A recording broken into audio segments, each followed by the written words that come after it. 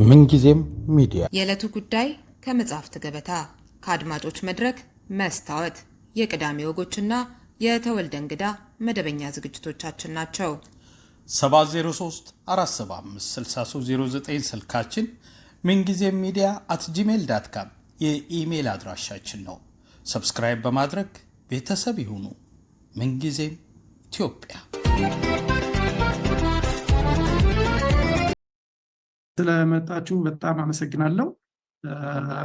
ለተፈጠረው ቴክኒካል ችግርም በጣም ይቅርታ ጠይቃለሁ። የተወሰነ ሰዓታችሁን ተሻምተንባችኋል። ስለዚህ ምንም ጊዜ ሳላባክን ቀጥታ ወደ ፕሮግራሙን ወደ ማስተዋወቅ እገባለሁ። ይህ የድህነት መልኮች በዛሬቱ ኢትዮጵያ የተሰኘው የበይነ መረብ ውይይት መድረክ የተዘጋጀላችሁ በፕሮፌሰር መስፍን ወልደ ማርያም መታሰቢያ ፋውንዴሽን ነው። ፋውንዴሽኑ የታዋቂው የአደባባይ ምሁር ፕሮፌሰር መስፍን አስተምህሮቶቹን ለማስተዋወቅ እና በህይወት ሳሉ ለበርካታ አስርተ ዓመታት የታገሉላቸውን የሰብአዊ መብቶች መከበር፣ የሰላምና መረጋጋት መስፈን እንዲሁም ጸረ ድህነት እንቅስቃሴዎችን ለማስቀጠል የተቋቋመ አገር በቀል የሲቪል ማህበረሰብ ድርጅት ነው። እንደሚታወቀው ፕሮፌሰር መስፍን ወልደ ማርያም በእጅጉ ከሚመሰገኑባቸው የምርምር ስራዎቻቸው መካከል በኢትዮጵያ ከጥንት ጀምሮ በተደጋጋሚ ከጻፉባቸው ሀሳቦች አንዱ ድህነትና ኋላ ቀርነት ነው። የኢትዮጵያ ድህነት መገለጫዎች በርካታ ናቸው። ለምሳሌ የኢትዮጵያን የዓለም አቀፍ ገጽታ ለረዥም ጊዜ የቀየረው እና በ1970ዎቹ የነበረው ረሃብና እልቂት አንዱ ተጠቃሽ ነው። ከ40 እና 50 ዓመታት በፊት ይታይ የነበረው ከረሃብና ችጋር ጋር የተያያዘው የሰውና የእንስሳት እልቂት ዛሬ በዚያ ደረጃ አይስተዋልም። ይህ ማለት ግን ኢትዮጵያ ከድህነት ተላቃለች ማለት አይደለም። ይልቁንም የድህነታችን መገለጫ መልኮች ተቀይረዋል የሚለውን የሚያመለክት ይመስለናል። የዛሬቱ ኢትዮጵያ ጉልህ የኢኮኖሚ ፖሊሲዎችን እያስተዋወቀች ነው። በዚህም የፖሊሲ ለውጦችን እያስተዋወቀች ነው። በዚህም እና ሌሎችም ተጓዳኝ ሀገር አቀፍና ዓለም አቀፍ ክስተቶች ሳቢያ የኑሮ ውድነት እየናረ መምጣቱና ከዓመት ዓመት የኑሮ ሁኔታ እያሻቀበ መሆኑ የአደባባይ ሚስጥር ነው። ሆኖም ከምሁራን ክበብና ከአካዳሚ ተቋማት ባሻገር ለብዙሃኑ በሚገባው ቋንቋ የዛሬቱ ኢትዮጵያ የኢኮኖሚ እርምጃዎች የኢትዮጵያውያንን የድህነት መልክ በምን መልኩ እየቀየሩት እንደሆነ የሚያስገነዝቡ ውይይቶች ብዛም አይስተዋሉ። ይህ የበይነመረብ የውይይት መድረክም የተዘጋጀው በዚህ ረገድ የተወሰነ ግንዛቤ ለመጨበጫ ይረዳል ብለን ተስፋ በማድረግ ነው። ለመሆኑ የድህነት መልኮች በዛሬቱ ኢትዮጵያ ምን አይነት ናቸው? ይህንን ጥያቄ ለመመለስ የኢኮኖሚያችንን ድክመቶችና የመፍትሄ ሀሳቦች የሚሰነዝሩልን እንግዶች አብረውን አሉ። አቶ ሙሼ ሰሙና ዶክተር ዮናስ ብሩ ናቸው። ውይይቱን በማስተናበር ደግሞ እኔ በፍቃዱ ኃይሉ አብሬያችሁ እቆያለሁ። ውይይቱን ከመጀመራችን በፊት የፕሮፌሰር መስፍን ወልደ ማርያም ፋውንዴሽንን በገንዘብ ማገዝ የምትፈልጉ ለዚህ ዌቢናር ጥሪ በተዘጋጀው ባነር ላይ ያሉ የኢትዮጵያ ንግድ ባንክና የአቢሲኒያ ባንክ አካውንቶች ድጋፎቻችሁን ማድረግ ትችላላችሁ። በተጨማሪም በፋውንዴሽኑ ስም የተከፈቱትን የፌስቡክ እና የዩቱብ አካውንቶች ሰብስክራይብ በማድረግ የፋውንዴሽኑ ስራዎች ብዙሃን ዘንድ እንዲደርሱ እንድታግዙን እንጠይቃለን። በቅድሚያ የኢትዮጵያ ኢኮኖሚ ዋና ዋና ችግሮችና የመፍትሄ ሀሳቦችን ከድህነት አኳያ የሚያቀርቡልን አቶ ሙሼ ሰሙ ናቸው። አቶ ሙሼ ሰሙ በአደባባይ የሚታወቁት በፖለቲካ ተሳትፏቸውና በኢኮኖሚ ጉዳዮች ላይ በሚጽፏቸው ጽሁፎች ነው። የኢትዮጵያ ዲሞክራቲክ ፓርቲ ኢዴፓም ፕሬዚዳንት ነበሩ። በባንኩ ዘርፍም ትልቅ ስም ያፈሩ ባለሙያ ናቸው። በዚህም የዳሽን ባንክ ፕሬዚዳንት ሆኖ ሰርተዋል። አቶ ሙሼ ሰሙ ሀሳቡን ሊያካፍሉን ፈቃደኛ ሆነው ስለመጡ እጅግ አድርገን እናመሰግናለን። 20 ደቂቃ አሉት። በቀጥታ ወደ መድረኩ። ሄሎ።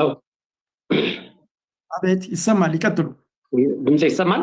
ኦኬ፣ መልካም። መጀመሪያ በእጅግ የአደባባይ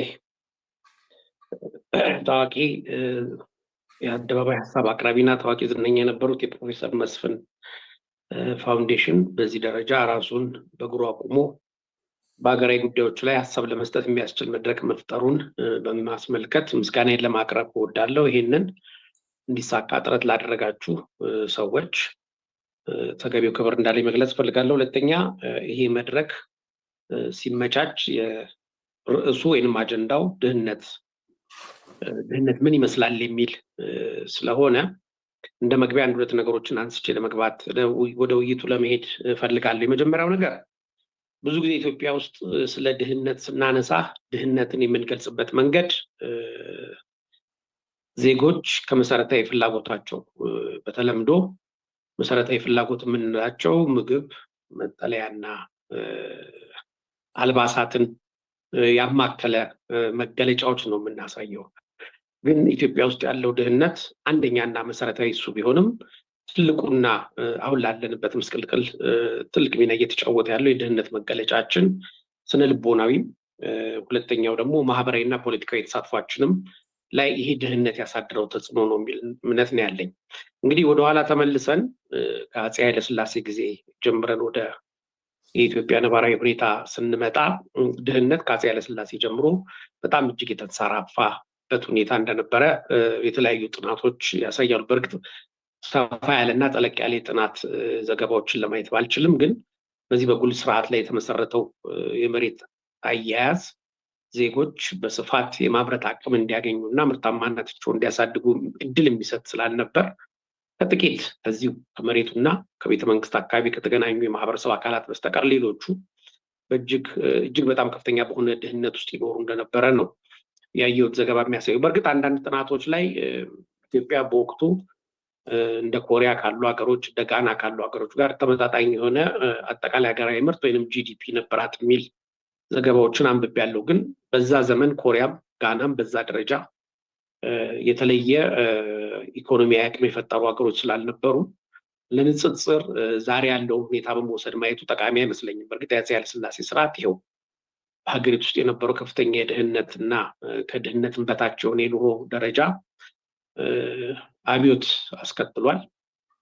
ያን አብዮት ተከትሎ በደርግ ጊዜም መሬትን ለአብዛኛው አርሶ አደር የማከፋፈል ተግባር ቢከናወንም አሁንም በጣም ኮንትሮልድ በሆነ ኢኮኖሚ ውስጥ ምርታማነትን ሊያሳድጉ የሚችሉ ስራዎች ባለመሰራታቸው በአንድ በኩል፣ በሌላ በኩል ደግሞ የተራዘመ ጦርነት ሀገሪቱ ላይ ባሳደረው ጠባሳ ምክንያት የዜጎች የኑሮ ደረጃ ከመቼውም ጊዜ በላይ እየወረደበት ህልውናቸው አደጋ ላይ ወደቀበት በተከታታይም አንዴ ሳይሆን 2-3 ጊዜ ድርቅ ጥቃት በዜጎቻችን ላይ የሰነዘረበት እና በ1977ም እንደምናስታውሰው እጅግ ከፍተኛ የሆነ እልቂት በሀገሪቱ ውስጥ የተመዘገበበት ሁኔታ ተፈጥሯል። ከዛ በመቀጠል እንግዲህ በኢትዮጵያ ኢኮኖሚ ውስጥ የተለየ ኢኮኖሚያዊ ወይንም ፖለቲካል ኢኮኖሚ ዝንባሌ ያመጣው ኢህአዴግ ነው። ኢህአዴግ በተወሰነ ደረጃ ሀገሪቱን ኢኮኖሚ ከፈታ አድርጎ በሀገሪቱ ውስጥ መሰረታዊ የገበያ ስርዓት እንዲመሰረት አንጻራዊ ነው እየተናገርኩኝ ያለሁት ባደረገው ጥረት በቁጥር ቀላል የማይባል መካከለኛ ገበያ ያለው ማህበረሰብ ተፈጥሯል። እንግዲህ ወደዚህኛው ስርዓት ከመምጣቴ በፊት ድህነቱን በ2-3 መስፈርቶች ሂስቶሪካል አካውንቱን ካስቀመጥኩኝ ድህነቱን በ1-2-3 መስፈርቶች ማሳየት የሚጠቅም ይመስለኛል። እንግዲህ ኢትዮጵያ ውስጥ ያለውን ድህነት ስንመለከት መሰረታዊ ከምንላቸው የድህነት መለኪያዎች ጂዲፒ ፐር ካፒታ ብንወስደው ምናልባት እንግዲህ ከመጨረሻው 10-12 ካሉት ሀገሮች ውስጥ ነው የምንገኘው።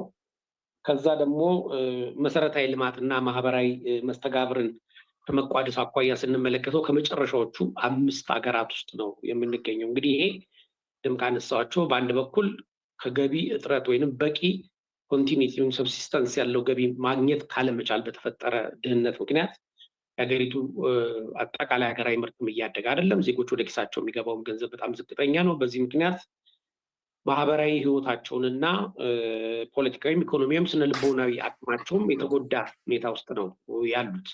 መብላት፣ መጠጣት፣ ከዛ በኋላ ደግሞ አስፈላጊ የሆኑ መሰረታዊ እንደ ልብስ፣ መጠለያ ያሉ ነገሮችን ኢትዮጵያ ውስጥ ማግኘት በጣም ብርቅ የሆነ ነገር ነው። ዜጎቻችን ፕሮፌሰር መስፍን እሳቸውን ቃል ልዋስና በሚያስቀምጡት ችጋር በሚለው ሌቭል መገለጽ የሚችል ድህነት ያለበት ሀገር ነው ያለ ነው። ምናልባት ባለፉት 30 እና 40 ዓመታት ውስጥ የተወሰነ መካከለኛ ገቢ ያለው መካከለኛ ገቢም ከምንለው በአንጻራዊነት ቋሚ ወሩን ጠብቆ ወይንም ደግሞ ጊዜውን ጠብቆ ያለማቋረጥ የሚመጣ ገቢ ማግኘት የቻለ ማህበረሰብ ተፈጥሯል። ይህም ከአጠቃላይ ሀገሪቱ ህዝብ አንጻር ስናየው 15% ያላደገ ነው።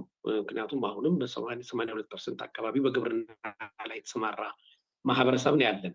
እና ይህንን በግብርና ላይ በአብዛኛው የተሰማራው ማህበረሰብ ስናየው ቅድም ካልኳቸው 3 መሰረታዊ ነገሮች አኳያ የኑሮ ደረጃው በጣም ዝቅተኛ ነው። ራሱንም ቤተሰቡንም ቀጣይነት ባለው ሁኔታ ስለ ነገ ወይንም ስለ ከሰዓት ወይንም ስለ ማታ ሳያስብ ህይወቱን መምራት የሚያስችለው የህይወት ደረጃ የለውም። እንደምታውቁት በአልባሳትም ደረጃ ምናልባት በ5ም በ10ም ዓመት ልብስ ሊለውጥ የሚችልበት እድል ያለበት ሁኔታ የለም። እሱንም ቢሆን አሁን ካለው ሁኔታ አኳያ ስንመለከተው ወደ ልባሽ ልብስ አዘንብሏል። በእርግጥ ከዚህ በፊት አቡጀዲ የሚባል በይዘቱም በጥራቱም በጣም ዝቅተኛ የሆነ የጨርቅ አይነት የሚጠቀመው። ይህም የጨርቅ አይነት ከጉልበቱ በታች መውረድ የማይችልበት ሁኔታ ነበር ከውድነቱ አኳያ። እንግዲህ ይህንን ሳነሳ ምን ያህል ይሄ አቡጀዲ የሚባል ጨርቅ ዋጋው ምን ያህል ዝቅተኛ እንደሆነና ያንን እንኳን ገዝቶ መልበስ የሚችልበት ሁኔታ እንዳልነበረው የሚያሳይ ነው። አሁንም ከተማ ውስጥ የምናየው ከድህነት ወለል በታች ያለው ማህበረሰብ በአብዛኛው የሀገር ውስጥም ልባሽ ወይም ደግሞ ከውጭ የመጡ ልባሽ ልብሶችን የሚለብስበት ሁኔታ ነው ያለው። ይሄ እንግዲህ ሁለት ቀውሶችን ያመጣል። አንደኛ ስነ ልቦናዊ ቀውስ ያስከትላል። መራብ፣ መጠማት፣ ስለ ነገ እና ስለ ማታ ማወቅ አለመቻል፣ አንገቱን የደፋ መብቱን የማያውቅ በተቻለ አቅም ስለ ነገ የተሻለ ነገር ለመፍጠር አእምሮ መጠቀም የማይችል ዜጋ እንዲኖረን ነው የሚያደርገው። ስለዚህ መብታችንን የምንጠይቅ የሚገባንን ነገር ለማግኘት ለዛ ስሜታችንንም ፍላጎታችንንም መግለጽ የማንችል አንገታችን የደፋንን ያቀረቀረን ህዝብ እንድንሆን ያደረገን ድህነት ነው። ለዚህ ደግሞ ትልቁን ድርሻ የሚወስደው የመንግስት የፖሊሲ አቅጣጫ ነው ብዬ ነው የማምነው። ሶስተኛው ነገር ስነ ልቦናዊ ቀውሱ ያስከተለብን ፖለቲካልም ኢኮኖሚካልም እንደገና ደግሞ መብታችንንና ግዴታችንን አጥርተን አውቀን ለመብታችን የሚያስፈልገውን ነገር ለማድረግ አለመቻላችን ብቻ ሳይሆን መብታችን የሚሰጠንን ነገር ተጠቅመን በኢኮኖሚ የተሻለ ህይወት ለመፍጠር የማንችልበት አተካሮ ውስጥ ከቶናል ብዬ አምናለሁ። እንግዲህ በሁለት መስመር ስንወስድ የኢትዮጵያን ኢኮኖሚ በጥቅሉ ከሪሌቲቭም ከአብሶሉትም የኢኮኖሚ የድህነት ደረጃ ስናየው፣ ምክንያቱም የፖቨርቲ የምንለው በአማርኛ አቻ ትርጉሙ ድህነት የምንለው ጽንሰ ሀሳብ ወደ ኢትዮጵያ ስናመጣው ለመግለጽ የሚያስቸልግ ውስብስብ የሆነ መልታይ ዳይሜንሽናል ችግር ስላለው ነው። እንግዲህ ከአንዱ ቦታ ወደ አንዱ ቦታ ሲሄድ ወጥ በሆነ መልክ ማስቀመጥ የማይቻል ነው። በሪሌቲቭ ስናየው በአንጻራዊነት አብሮት ከሚኖር ከሱ በተሻለ ደረጃ ምናልባት ቁርሱን በልቶ ምሳውና እራቱን የማይደግም ዜጋ ጋር ስናወዳድረው አሁንም የተሻለ ሁኔታ ላይ ነው እያለን እናገራለን እንጂ ላለፉት 30 እና 40 ዓመታት የተለየ ነገር ያገኘበት ሁኔታ የለም። በአብሶሉት ደረጃ ስንወስደው እንግዲህ የዕለት ገቢው $3 $2 በታች የሆነ ዜጋ ዓለም አቀፍ ስታንዳርድ ነው። እንግዲህ ከዛ በታች የሆነ ዜጋ እጅግ በጣም ከፍተኛ የሆነ የድህነት ወለል ውስጥ የሚገኝ ዜጋ ተብሎ ነው የሚወሰደው። እንግዲህ ከ8 ዓመት በፊት የኢትዮጵያ ውስጥ ያለ ከድህነት ወለል በታች የነበሩ የዜጎች ቁጥር በከፍተኛ ደረጃ የመቀነስ ዝንባሌ አሳይቶ ነበር። ባለፉት 8 ዓመታት ግን በከፍተኛ ሁኔታ እየጨመረ መጥቶ አሁን በመልታይ ዳይሜንሽናል ድህነት ውስጥ አለ የምንለው በቀን አንዴ ሊበላ ይችላል ወይም በቀን 2 ሊበላ ይችላል። እንግዲህ የሚበላው ምግብ በኒውትሪሽናል ቫሊዩ ምን ይመስላል፣ የሚለብሰው ልብስ በቫሊዩ ምን ይመስላል፣ አንገቱን ቀና አድርጎ እንዲሄድ የራሱን ክብር የሚያስጠብቀው ነው ወይ፣ የሚኖርበት መኖሪያ ቤት አስፈላጊውን መሰረታዊ አቅርቦቶች አሟላ ነው ወይ፣ ስልክ፣ መብራት፣ መጸዳጃ ቤት የመሳሰሉትን ትተን በተወሰነ ደረጃ በአንጻራዊነት ህይወቱን እየገፋ ቢሆንም ግን በአስቸጋሪ ሁኔታ ውስጥ አለ የምንለው የማህበረሰብ ደረጃ 72% ነው። በጣም እጅግ ዝቅተኛ በሆነ የኑሮ ደረጃ ላይ ይገኛል የምንለው ማህበረሰብ አሁን ወደ 42% ተጠግቷል። ይሄ እንግዲህ በአንድ ወይንም በሌላ መንገድ ከመንግስት የተለያየ ድጋፎች የሚጠይቅ ማህበረሰብ ነው ማለት ነው። ስለዚህ ኢትዮጵያ ውስጥ ድህነት ምን ይመስላል ስንል ላለፉት 100 ዓመታት ወይም ከዛም በላይ ለሆነ ጊዜ እጅግ ተጣብቶን የኖረ ድህነቱም ደግሞ በተጓዳኝ አብሮ ይዞ የመጣው የፖለቲካም የስነ ልቦናም የማህበራዊ መስተጋብር ነው። ምክንያቱም ማህበራዊ መስተጋብር በጣም አስፈላጊ ነገር ነው። ዜጎች በድህነታቸው ምክንያት ራሳቸውን ወደ ገበያ ወይንም ደግሞ ወደ አደባባይ አውጥተው ፍላጎታቸውን፣ ስሜታቸውን፣ እውቀታቸውን፣ ችሎታቸውን መግለጽ የማይችሉበት ሁኔታ ላይ ካሉ ስለ እድገት ልናወራ የምንችልበት ሁኔታ ስለሌለ ነው። ድህነቱ በገንዘብ ደረጃ ያለን አቅም ገንዘብ የማግኘትና ያንን ገንዘብ ደግሞ ጊዜያዊ ፍላጎታችንን አሟልተን አይምሯችንን ለተሻለ እድገት ወይም ለተሻለ የስራ አቅም ማብቃት በማንችልበት ሁኔታ መገኘታችን ስነ ልቦናዊም ፖለቲካዊም ማህበራዊም ቀውስ ፈጥሮብናል ብዬ ነው የማምነው እና ይህንን ተከትሎ ደግሞ ከጊዜ ወደ ጊዜ የማህበረሰባችን ቁጥር እጅግ በከፍተኛ ሁኔታ እየጨመረ መምጣቱ በተጓዳኝ ደግሞ ሀገራዊ ምርት ሊያደግ አለመቻሉ አሁንም የመንግስት ጥገኛ እንዲሆን ራሱን ነፃ አውጥቶ በራሱ ጉልበትና አቅም ስኪሉን ወይንም ደግሞ ትምህርቱን ወይንም ደግሞ ሙያውን ተጠቅሞ ከድህነት ራሱን ማውጣት የሚችል ማህበረሰብ መፍጠር አልቻልንም የሚል እምነት ነው ያለኝ እና ዓለም አቀፍ ማህበረሰብ ወርልድ ባንክም አይኤምኤፍም ሌሎች ተቋማት እንደሚገልጹት የኢትዮጵያ የድህነት ደረጃ እጅግ በጣም አሳሳቢ የሆነ የድህነት ደረጃ ላይ ያለ ነው የሚለው። ምናልባት አብረን የምንኖር ሰዎችም ኢትዮጵያ ውስጥ ያለውን የድህነት ደረጃ ዕለት በዕለት የምናየው ነው። እንግዲህ ከዛ ጋር ተያይዞ አሁን ኢትዮጵያ ውስጥ ያለው ሰላም እጦት፣ ግጭት ከዛ ተከትሎ ደግሞ የዚህ የሊበራላይዜሽን የሚባለው ወይም ማክሮ ኢኮኖሚ ፖሊሲ ተከትሎ የውጭ ምንዛሪ ላይ የተከሰተው ነፃ ገበያ ወይም ፍሎት ለማድረግ የተደረገው ጥረት ያስከተለው ሾክ፣ ከረንሲው ደግሞ ይህንን ሾክ ተቋቁሞ መቀጠል አለመቻሉ ያስከተለው ክራይሲስ፣ አሁንም ደግሞ ከነዳጅ ጋር ተያይዞ እየተከተለ ያለው የዋጋ ንረት እና ግሽበት እንግዲህ ላለፈው 7 ዓመት ያለማቋረጥ እየመጣ ያለ ሂደት ነው እና በዚህ ሂደት ውስጥ እየተፈጠረ ያለው ተጽዕኖ ማህበረሰቡን እንደገና እንደምንም ከወደቀበት ተነስቶ አንሰራርቶ ወደ ተወሰነ ራሱን የማሳደግ ወይም መካከለኛ ገቢ የሚመስል ማህበረሰብ ለመፍጠር የነበረውን ጥረት ሙሉ ለሙሉ እየገደለው መጥቷል የሚል እምነት ነው ያለኝ። ከዚህ በፊት ብዙ ኢትዮጵያኖች በተለይ ከተማ ቀመስ አካባቢ የሚኖሩ ኢትዮጵያኖች ዲስፖዘብል ኢንካም ኖሯቸው ከባንክም ተበድረው ከቤተሰብም ወስደው ቁብም ገብተው ቤትም መኪና መግዛት የሚችል መካከለኛ ገቢ መሰል ዝንባሌ ያለው ትውልድ የተፈጠረበት ሁኔታ ነበር። ልጆቹን በተሻለ ደረጃ ጥሩ የሚባል የግል ትምህርት ቤት ውስጥ የሚያስተምር ትውልድ የተፈጠረበት ሁኔታ ነበር።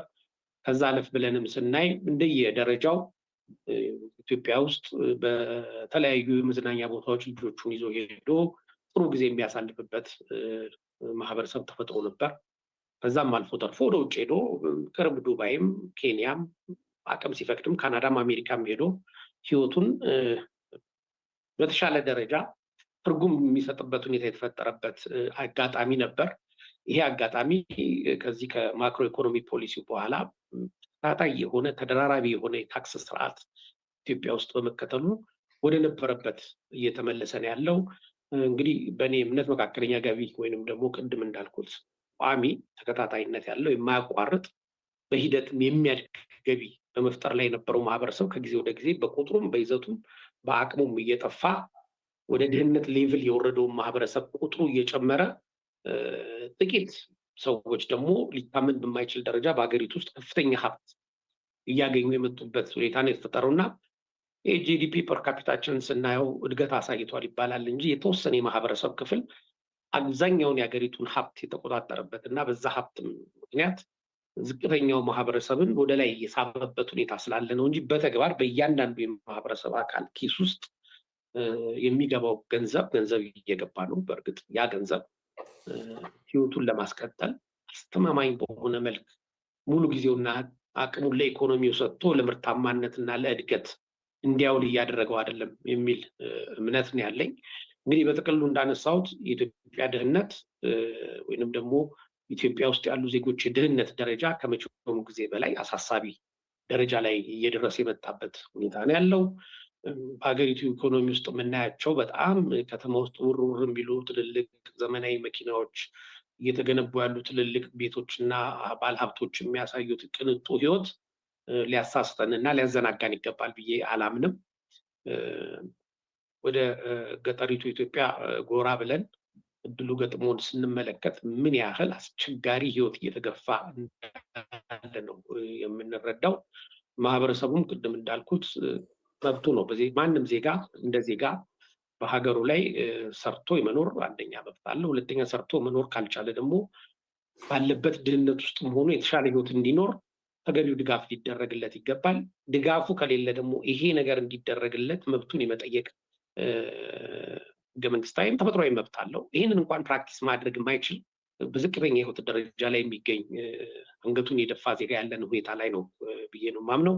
ምናልባት እንግዲህ በጥያቄና መልስ ሂደት ልናብራራው የምንችል ሲነሳ ሄድበታለሁ። ድህነትን ከዚህ በላይ ማብራራት የሚያስደስት ነገር የለውም እና አመሰግናለሁ።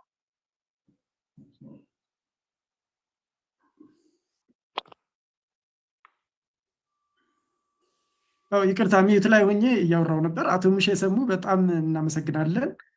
ምስል ያለንበትን የድህነት ሁኔታ ምስል ከሳቸው የሆነ ሀሳብና ያቀረቡልን። በድጋሚ በተጨማሪ ማብራሪያ ጥያቄ እመለሳለሁ። ከዛ በፊት ግን በቀጥታ ወደ ዶክተር ዮናስ ነው የምናልፈው። ዶክተር ዮናስ ሀሳቡን ሊያጋሩን ፈቃደኛ ሆነው ስለመጡ በጣም አመሰግናለሁ። መጀመሪያ እንዳስተዋውቆ ፍቀዱልኝ። ዶክተር ዮናስ ብሩ በአደባባይ ተሳትፏቸው በሰፊው የሚታወቁ ምሁር ናቸው። በኢኮኖሚው ዘርፍ በዓለም ባንክ ውስጥ ለ2 አስርት ዓመታት ገደማ በተለያዩ ኃላፊነቶች አገልግለዋል። በዚህም እስከ 81 ሀገራት ተጉዘዋል፣ ልዑካንን መርተዋል። በተጨማሪም በአፍሪካ ልማት ባንክ የኢኮኖሚ የፋይናንስ አስተዳደር ፕሮግራም ውስጥ ከፍተኛ አማካሪ በመሆን እንዲሁም በጠቅላይ ሚኒስትር አብይ አህመድ የኢኮኖሚ አማካሪ ምክር ቤት ውስጥም በገዛ ፈቃዳቸው እስከለቀቁበት ጊዜ ድረስ ለአጭር ጊዜ በጊዜያዊ ሰብሳቢነት አገልግለዋል።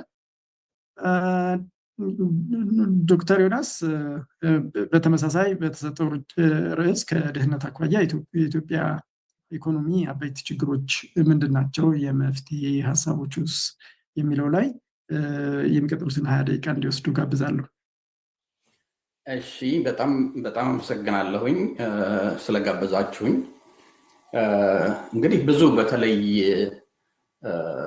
ባለፈው 2-3 መንግስታት ሜቢ 4 ድህነት እንዴት እየተከባለለ እንደመጣ እና አንዴ ወደ ላይ አንዴ ወደ ታች የሚል ገጽታ እንደነበረው አይ ቲንክ ከኔ ቀደም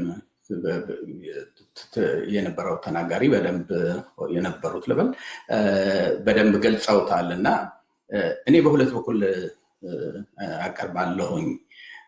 በአንድ በኩል ሪሊ ጠቅላላ የኢኮኖሚው ገጽታ፣ ምክንያቱም የኢኮኖሚው እየጠነከረ ሲመጣ ድህነት እየቀነሰ ይመጣል፣ ኢኮኖሚው እየደከመ ሲመጣ ድህነት እየጨመረ ይመጣል። የነዚህ መሰረታዊ የሆኑትን ነገሮች እንደው መሰረታዊ የሆኑትን ማቅረብ ፈልጋለሁኝ።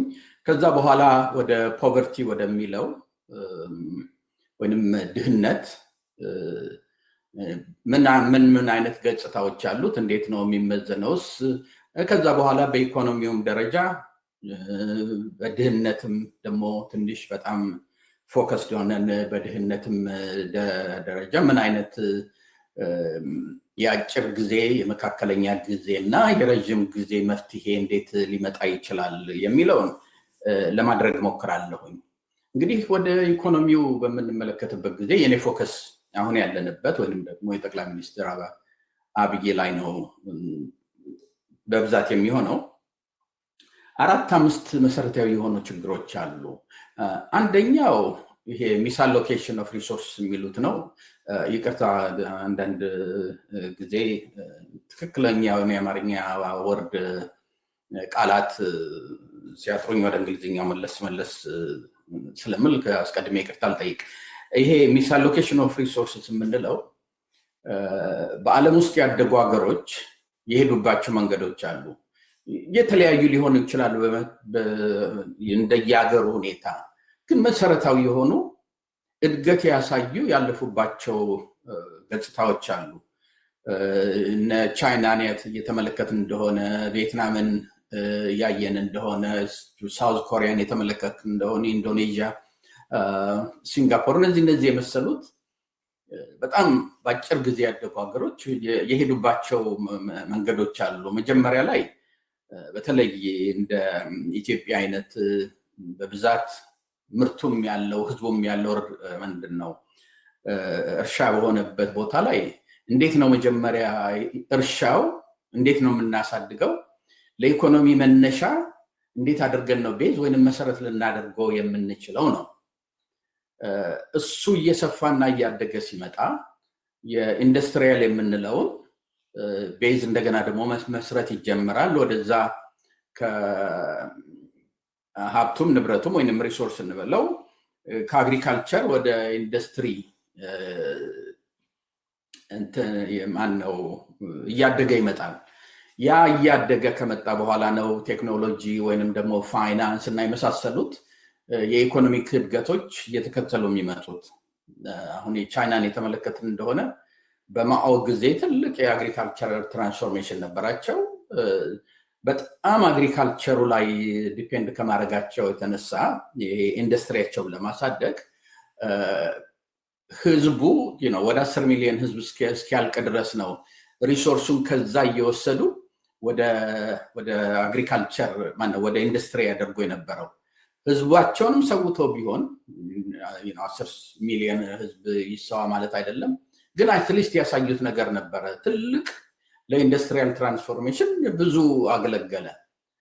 ከዛም በኋላ ከ1978 ጀምረው እስከ 2010 ድረስ በጣም ኢንዱስትሪያቸውን ካሳደጉ በኋላ ነው ከተማቸውን ማስዋብ ከተማቸውን ማሳደግ የጀመሩት።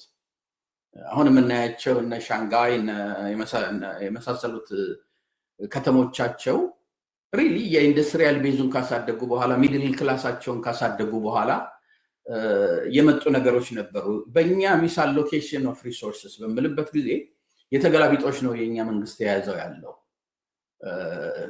አግሪካልቸሩ እየተጎዳ ነው።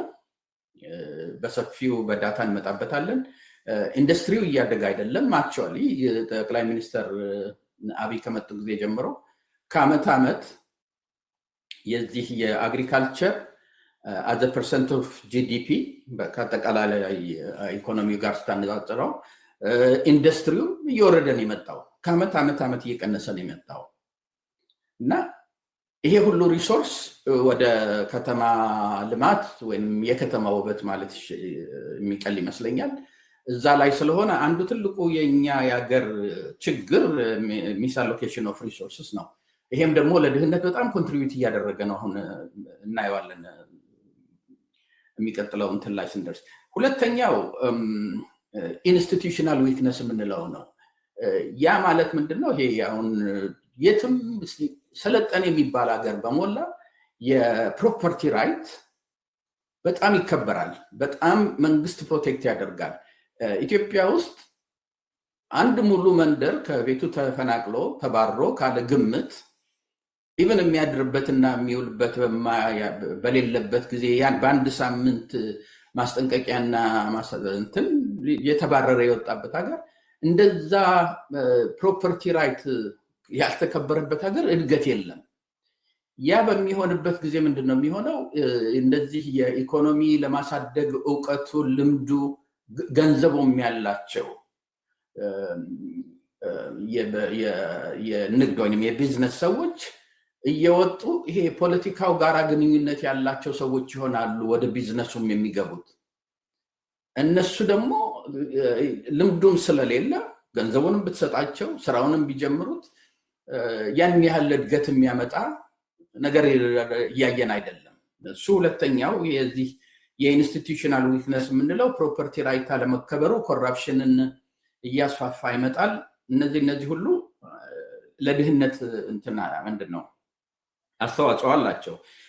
ይሄ ሶስተኛው ማክሮ ኢኮኖሚክ ኮንስትሬንት የምንለው ነው። ዋናው ጠቅላላ ኢኮኖሚው ብዙ ችግር አለበት። የውጭ ምንዛሬ ማግኘት እንትን አለው። የገንዘብ መንግስት ምንድነው ብዙ ታክስ እየሰበሰበ አይደለም። ታክስ እየሰበሰበ ያልሆነበት ምክንያት ደግሞ ምንድነው?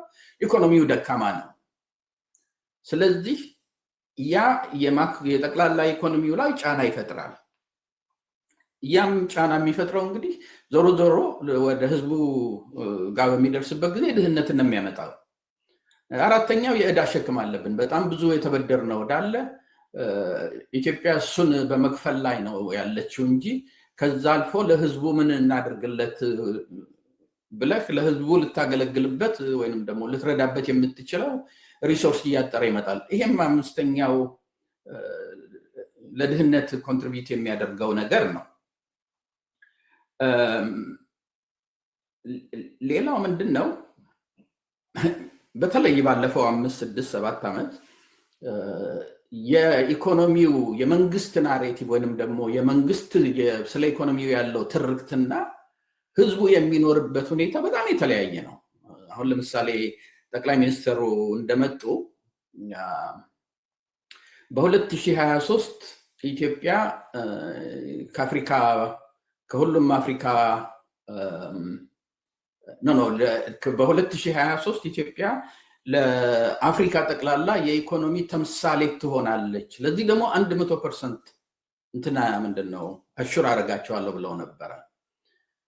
የዛሬ 6 ዓመት ኢትዮጵያ ድፍድፍ ኦይል ልታወጣ ነው፣ ምን ማድረግ ይቻላል፣ እግዚአብሔርን ማመስገን ብቻ ነው ይባል ነበረ። ከዛ በኋላ ብዙ ይደረጋሉ የተባሉ ነገሮች ለህዝቡ ተስፋ የሚሰጡ ካለው ሪያሊቲ ግን በጣም የተፋቱ ናቸውና በመንግስት እንግዲህ መንግስት ማለት ኢኮኖሚውን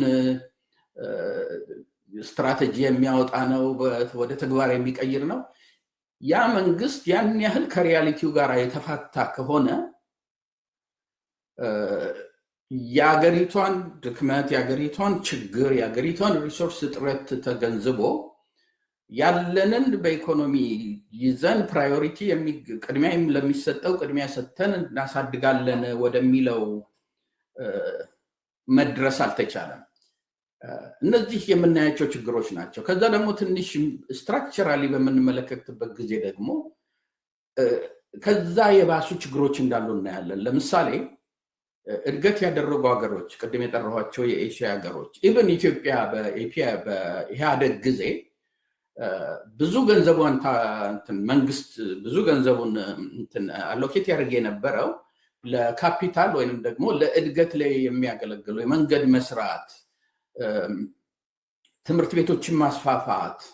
ትምህርት ቤት እንግዲህ የሂውመን ካፒታል ብለን የሰው ልጅ የእውቀት እድገት ነው። ያ ደግሞ ለኢኮኖሚ እድገት በጣም አስፈላጊ ነው። በጣም ብዙ ወጪ ይደረግ ነበረ። አይ ቲንክ በ2013 2010 13 ድረስ በጣም ብዙ የካፒታል ግፊ ተደረገበት በተባለበት ጊዜ ኢትዮጵያ እስከ 59 እስከ 58% ድረስ ካፒታል ላይ ነበረ መንግስት ገንዘቡን የሚያወጣው። ይሄ ሪከረንት በጀት የሚባለው ከቀን ለቀን ከወር ተወር ዓመት ለዓመት መንግስት የሚያስተዳድርበት፣ ለአስተማሪ የሚከፍልበት፣ ለወታደር የሚከፍልበት፣ ለመንግስት ሰራተኞች የሚከፍልበት ወዘተው ወደ 40% ምናምን ነበረ። እንደዚህ አይነት ስትራክቸር ያላቸው ሀገሮች ናቸው ያደጉት እና በኢህአደግም ጊዜ እንደዛ ነበር። አሁን ጠቅላይ ሚኒስትር አብይ ከመጣ ጊዜ በኋላ ፍጹም ይሄ ተገልብጧል። መገልበጥ ብቻ አይደለም፣ በጣም በሚያስፈራ እና አደገኛ ወደሆነ መስመር ሄዷል። በአሁኑ ጊዜ የፌደራል ገቨርንመንቱንና የዚህ የሪጂናል ወይንም ደግሞ የክልል መንግስቱን አብረህ ስታይ ባጀት በምትመለከትበት ጊዜ 24% ብቻ ነው ወደ ካፒታል የሚሄደው። ወደ 75% ከቀን ለቀን ወይ ለጦርነቱ ነው ወይ ለመንግስት ወጪ ነው። በዛን አይነት ስትራክቸር የኢኮኖሚ ስትራክቸር ወይም ደግሞ መዋቅር ያደጋገር የለም በዓለም ውስጥ። ይሄ መሰረታዊ የሆነ የስትራክቸራል ችግር አለብን። ሌላ ሁለተኛው አይ ቲንክ ቅድም ትንሽ ነካ ተደርጓል። ኢትዮጵያ ውስጥ ሚድል ክላሱ እያለቀ ነው፣ እየደከመ ነው፣ እየወረደ ነው። ግማሹም ከሚድል ክላስ እየወጣ ወደ ድህነት ውስጥ እየገባ ነው። የትም አገር ውስጥ በየትም ታሪክ ውስጥ የሚድል ክላሱ እየወረደ የሚድል ክላሱ እየወደቀ እያሽቆለቆለ ያደጋገር የለም፣ ሊኖርም አይችልም። ምክንያቱም ሚድል ክላሱ ነው ትልቁ ኮንሱመር አንድ ሀገር ውስጥ። እቃ የሚገዛው፣ መኪና የሚገዛው፣ ቴሌቪዥን የሚገዛው፣ ወዲያ ወዲህ የሚለው፣ ሆቴል ከተከፈተ፣ ሬስቶራንቶች ከተከፈቱ፣ የልብስ ቤቶች ከተከፈቱ የሚያነቃንቀው በቃ ሚድል ክላሱ ነው። ሚድል ክላሱ እያደገ ሲመጣ ነው እየሰፋ የሚመጣው። ሚድል ክላሱ እየሰፋ ሲመጣ ነው ኮንዶሚኒየም ቤቶች ምናምን ገዢ የሚያገኙት። ለዛ ነው ቻይናዎች ቅድም እንዳልኩት ለመጀመሪያው እድገታቸው 20 ዓመት ድረስ በጣም ፎከስ ያደረጉት እድገታቸው ላይ ነው እንጂ ለሌለ ሚድል ክላስ የሚያሸበርቅ ኮንዶሚኒየም በመስራት አልነበረም።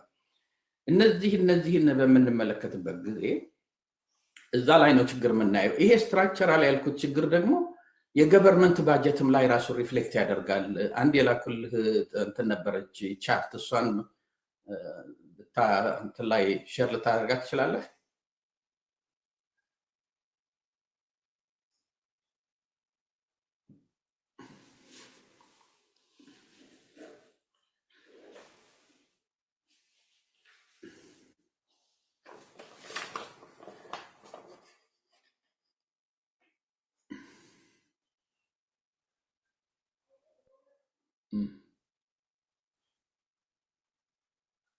አዎ ትንሽ አትታይም መሰለኝ ለሰዎቹ።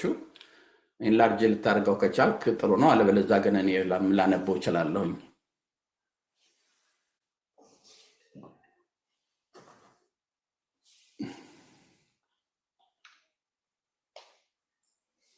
ኦኬ ከሌለም ግድ የለም ጊዜ እንዳናወስድ። እዚህ ላይ ማሳየት የፈለግኩት ምንድን ነው መሰረቱ የአንድ ሀገር ኢኮኖሚ በተለይ እንደ ኢትዮጵያ አይነቱ ከአግሪካልቸር ነው፣ ዋናው ግብርና ነው። እና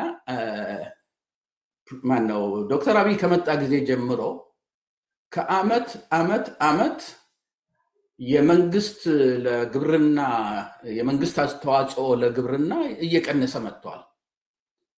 በየአመቱ የመንግስትን ጠቅላላ ባጀት ወስደህ ለአግሪካልቸር ምን ያህል ነው መንግስት የሚደጉመው ስትል በፐርሰንቴጅ ደረጃ እየወረደ መጥቷል። ማኒፋክቸሪንግ ላይ የተመለከክ እንደሆነ የመጀመሪያው ሰንጠረዥ ላይ ምናልባት ይታያቸው ይሆናል። አዘ ፐርሰንቴጅ ኦፍ ጂዲፒ ለጠቅላላ ኢኮኖሚው ጋር ስታነጻጽረው ከ2015 እስከ 2017 አቭሬጁ 6.5% ነበረ። ይሄ እንግዲህ በኢህአደግ ጊዜ ነው ማለት ነው። ከዛ በኋላ በ2018 ጠቅላይ ሚኒስትሩ ከመጡ በኋላ 5.9 ወረደ። በ2022 4.8 ወረደ። በ2025 4.4 ወረደ። እንግዲህ ኢንዱስትሪያል ሴክተሩ እየወረደ ነው፣ እየወደቀ ነው ማለት ነው። ኦኬ ምናልባት ማን ነው የአገር ውስጥ የኢንዱስትሪያሊስቱ ወይንም ደግሞ አምራቹ ደከም ብሎ ይሆናል። ከውጭስ እየመጣ ነው ወይ? ፎሬን የውጭ ኢንቨስተሮችስ እየመጡ ነው ወይ ለሚለው ደግሞ ሁለተኛውን ሰንጠረዥ ስትመለከተው ይሄ ፎሬን ዳይሬክት ኢንቨስትመንት ወይንም ከውጭ መጥቶ ሀገር ውስጥ የሚፈጠሩ ምንድነው ቢዝነሶችን የሚያሳይ ነው። እዛም ላይ የተመለከክ እንደሆን ከ2015 እስከ 2017 5.2% ነበረ። ከዛ በኋላ ግን ከአመት እየወረደ ሄዷል። እንግዲህ አግሪካልቸር ከወረደ as a percentage of GDP agricultural expenditure sorry manufacturing as a percent of GDP ከወረደ ከውጭ የሚመጣ ገንዘብ as a percent of GDP ከአመት ከወረደ እንዴት ነው እድገት የሚመጣው የሚለው ጥያቄ አለ። ያ እድገት ከሌለ ደግሞ ያው ድህነት አንዱ ትልቁ ገጽታው ነው። ሌላው ኤጁኬሽን እና የትምህርትና የጤና ላይ መንግስት የሚያወጣው ነው። እነሱም ጠቅላይ ሚኒስትር አብይ ከመጣ ጊዜ ጀምሮ በየአመቱ እየወረዱ ነው። እንግዲህ የምነግራችሁ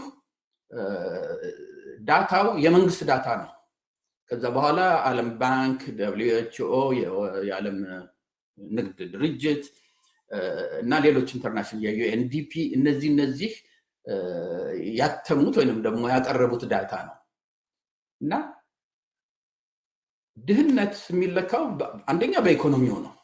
ኢኮኖሚው እየወረደ ሲመጣ ተጎጂው ድሃው ህዝብ ነው። ያ በሆነበት ጊዜ እያደገ ይመጣል። እንግዲህ ድህነትን በምንልበት ጊዜ እንደው አሁን ወደ ድህነት ለመምጣት 3 መሰረታዊ አይነት የድህነት መለኪያዎች አሉ። አንደኛው የዚህ ዩኤንዲፒ ሂውመን ዲቨሎፕመንት ኢንዴክስ የሚለው ነው። ያ የሚለካው በምንድን ነው? አንዱ በ3 ነገሮች ላይ የተመሰረተ ነው። በትምህርት፣ የጤና አክሰስ፣ እንደገና ደግሞ ይሄ የጠቅላላው የኢኮኖሚ ሁኔታ ነው።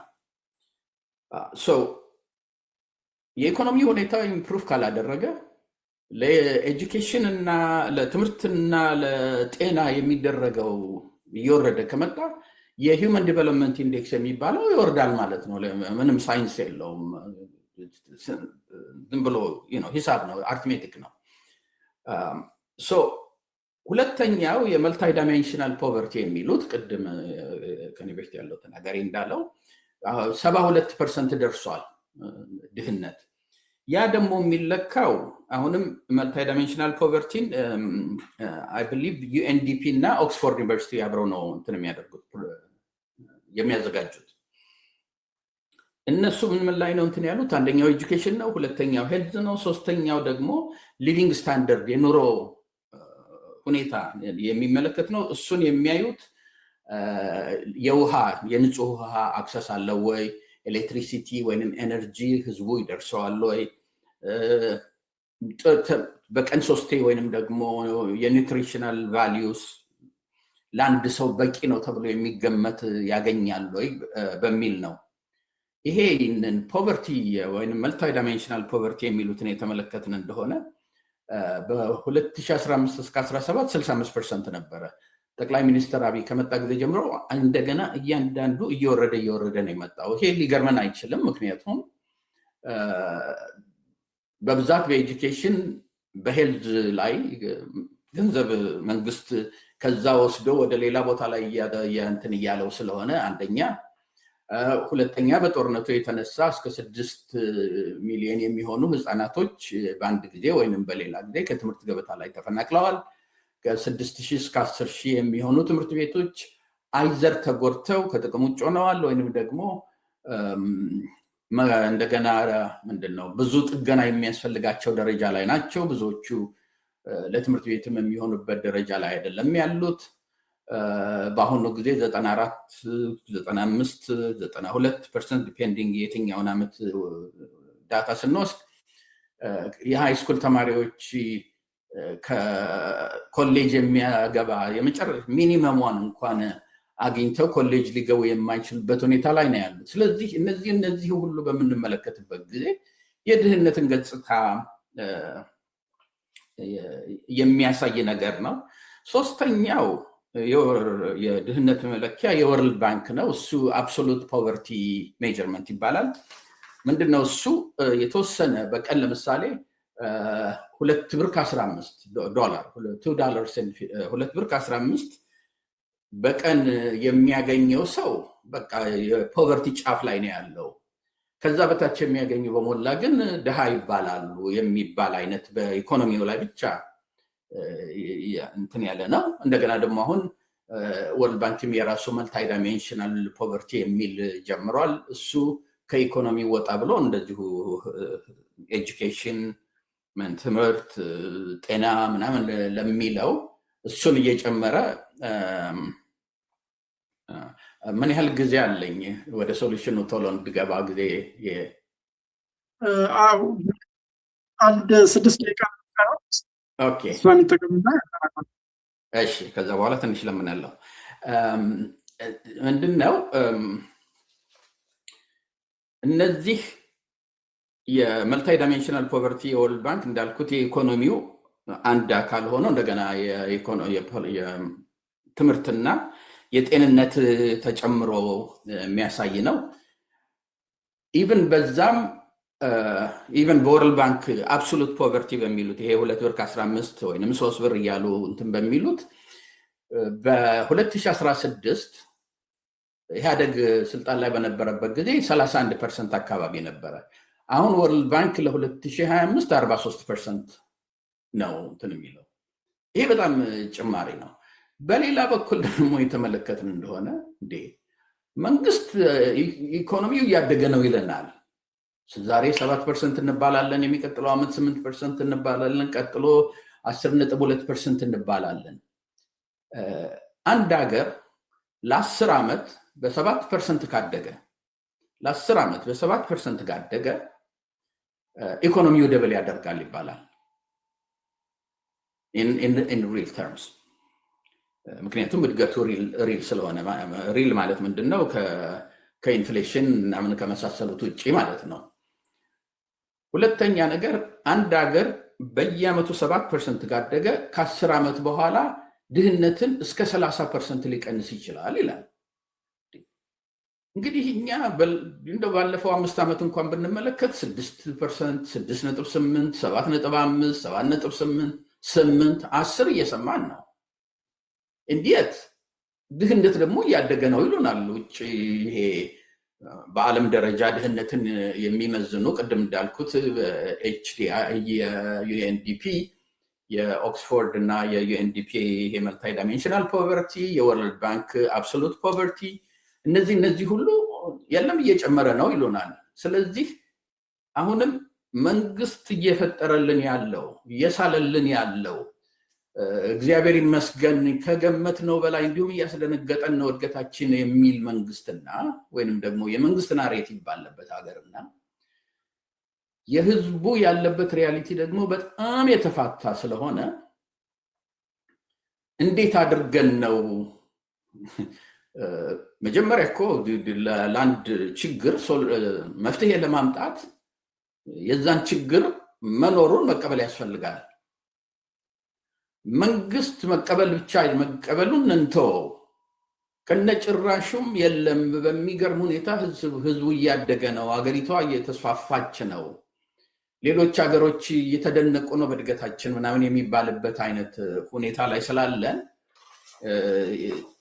ይሄን አሁን እኛ የምንነጋገርበትን ድህነት ምን መፍትሄ እናገኝለት ለሚለው በጣም በጣም ችግር ነው። እንግዲህ እሱን ካልኩኝ በኋላ እነዚህ የስትራክቸራል እንትኖችን ትንሽ ነካነካ ለማድረግ ሞክር ያለሁኝ። የኢኮኖሚክ ፕሮብሌሙ ሚስ አሎኬሽን፣ የኢንስቲቱሽናል ዊክነስ የምንለው ድክመት፣ የውጭ ምንዛሬ እጥረት፣ የመንግስት ታክስ ለመሰብሰብ ያለው ድክመት፣ ያም የመጣው ከኢኮኖሚው ውድቀት ብለናል። እነሱን ስንመለከት በዛ ላይ እንደገና ደግሞ የስትራክቸሩን መንግስት ምንድን ነው ሚድል ክላሱ እየሟሟ እየጠፋ እንደሆነ መንግስት ያለንን ኮንሱም ነው የሚያደርገው፣ ለእድገት ላይ እየዋለው አይደለም። ቅድም ያልኩት 24% ብቻ ነው ወደ ካፒታል እየሄደ ያለው። ድሮ 60% ነው። እነዚህ ያደጉ ሀገሮች 60%፣ 50% ነበር የሚያደርጉት እና 24%፣ 25% ካፒታል ላይ የሚያሉ ሀገሮች ለመጥቀስ ያህል ሳውዲ አረቢያ፣ ዩኤኢ እንደና አሜሪካ አይነት በጣም ትልቅ ሀብታም ሀገሮች ናቸው። ኢትዮጵያ እዛ ላይ ነን ያለ ነው። እነ ዩኤኢ እና እነ ሳውዲ አረቢያ በጣም ብዙ ገንዘብ ስላላቸው በጣም ለህዝባቸው ብዙ ገንዘብ ስለሚያወጡ ወይም ደግሞ መንግስት ወጪው ብዙ ስለሆነ ያንንም አድርገው ካፒታል የሚያስፈልጋቸውን ያህል ምንድነው ኢንቨስት ሊያደርጉ የሚችሉበት አይነት አቅም አላቸው። እንደ አሜሪካን አይነቶቹ ደግሞ እንዴት ነው በዛ ደረጃ 25% ብቻ በመንግስት ደረጃ በሪሰርች በመሳሰሉት የሚያወጣው ይሄ በኢንፍራስትራክቸር መንገድን ምናምንን ያልን እንደሆነ ብዙ የካፒታል እንትን የሚደረገው በፕራይቬት ኢንዱስትሪ በኮርፖሬሽኖች ነው። ስለዚህ አሁን ለምሳሌ መንገድ የተመለከትክ እንደሆነ ከዋሽንግተን ኒውዮርክ 6 ሰዓት 7 ሰዓት የሚወስድበት ጊዜ ነበረ። ከዛ በኋላ የተወሰኑ ኮርፖሬሽኖች ተሰብስበው እኛ እኮ ይሄን መንገድ በዚህ በኩል ብንቀደው በ4 ሰዓት መድረስ ይቻላል፣ 2 ሰዓት 3 ሰዓት እናድናለን። ነጂው አንደኛ ጊዜ እናተርፍለታለን፣ ሁለተኛ ቤንዚን እናድንለታለን። በእኛ መንገድ በሄደ ቁጥር ደግሞ አሁን ገንዘብ እናስከፍለዋለን፣ ቶል እናስከፍለዋለን ብለው ከመንግስት ጋር የ99 ዓመት ምናምን ኮንትራት ይወስዱና እንደዛ ኢንቨስት ያደርጋሉ። ፕራይቬት ኢንዱስትሪው ጠንካራ ስለሆነ 24%፣ 25%፣ ኢቨን 20% ብቻ ነው መንግስት ኢንቨስት የሚያደርገው ብንል አንደርስታንድ ማለት ነው፣ ሊገባን የሚችል ነገር ነው። እንደ ኢትዮጵያ አይነት ደሃ ሀገር ግን እንዲሁም ኮሪያን የተመለከትክ እንደሆነ የነበረውን ጄኔሬሽን ተጭነው በጣም ደሞዝ በጣም ትንሽ ነበር የሚከፈላቸው ህዝቡ የዛን ጊዜ። ምክንያቱም ገንዘቡን ወስደን ወደ ኢንዱስትሪ ቶሎ መግባት አለብን የሚል ነበረ።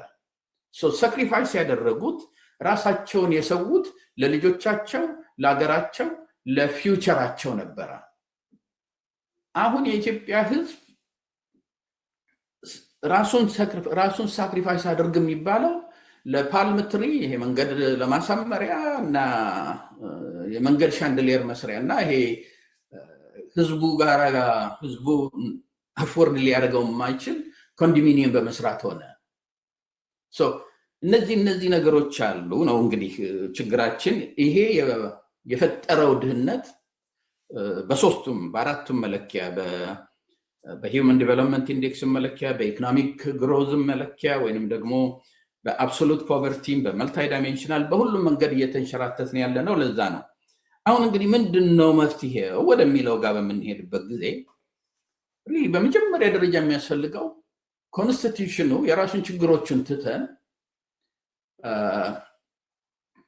ኮንስቲትዩሽኑን መከበር አለበት።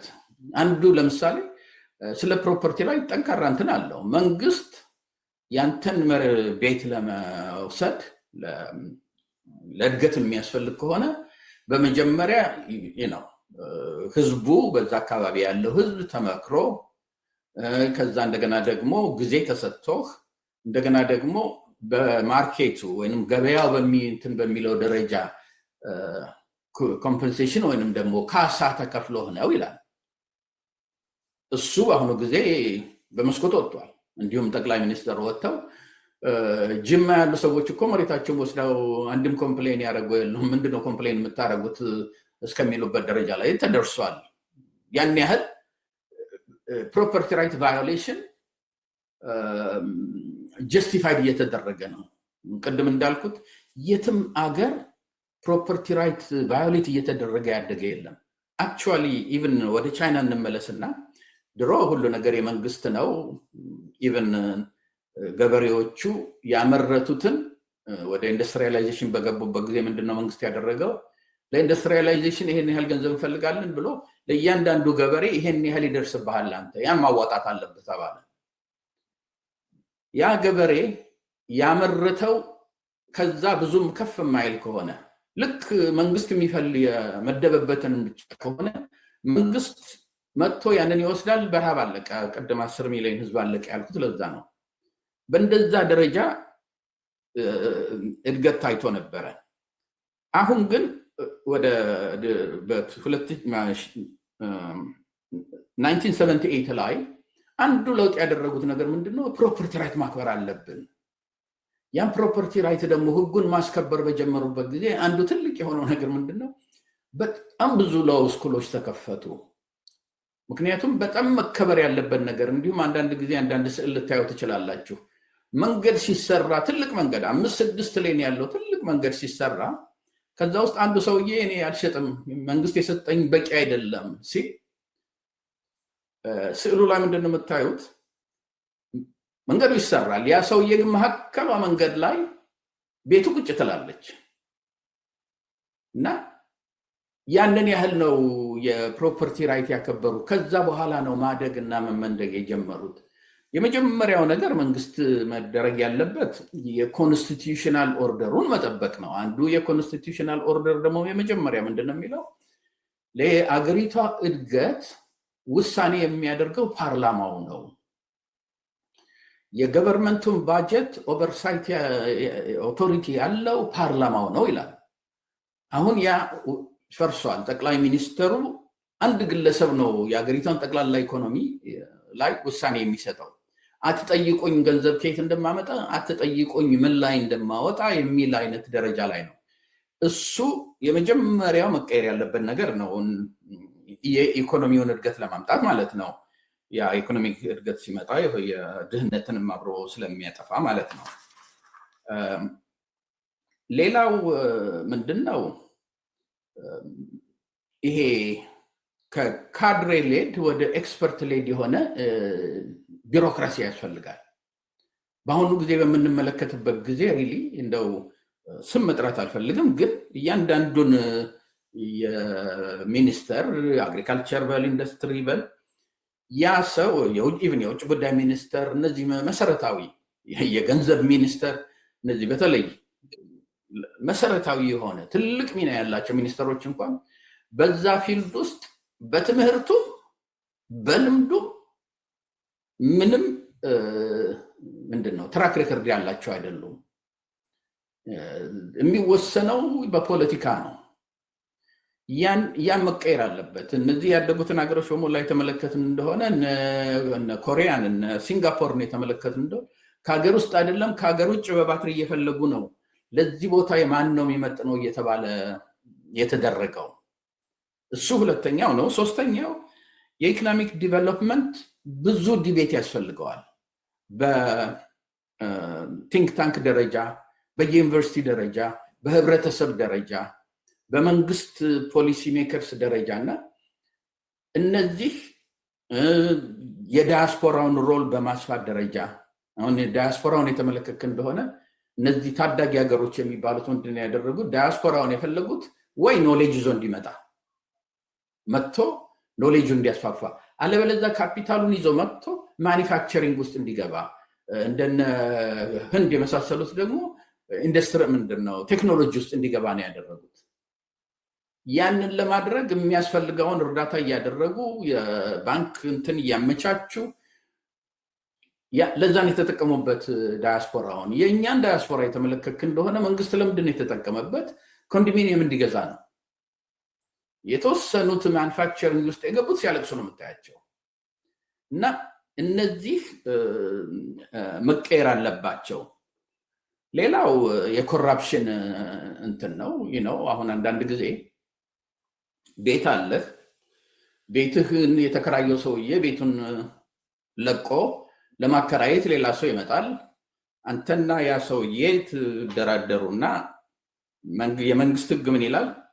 አንድ ሰው እዛ ቤት ውስጥ እስካለ እንትን ክራዩን ልትጨምርበት አትችልም።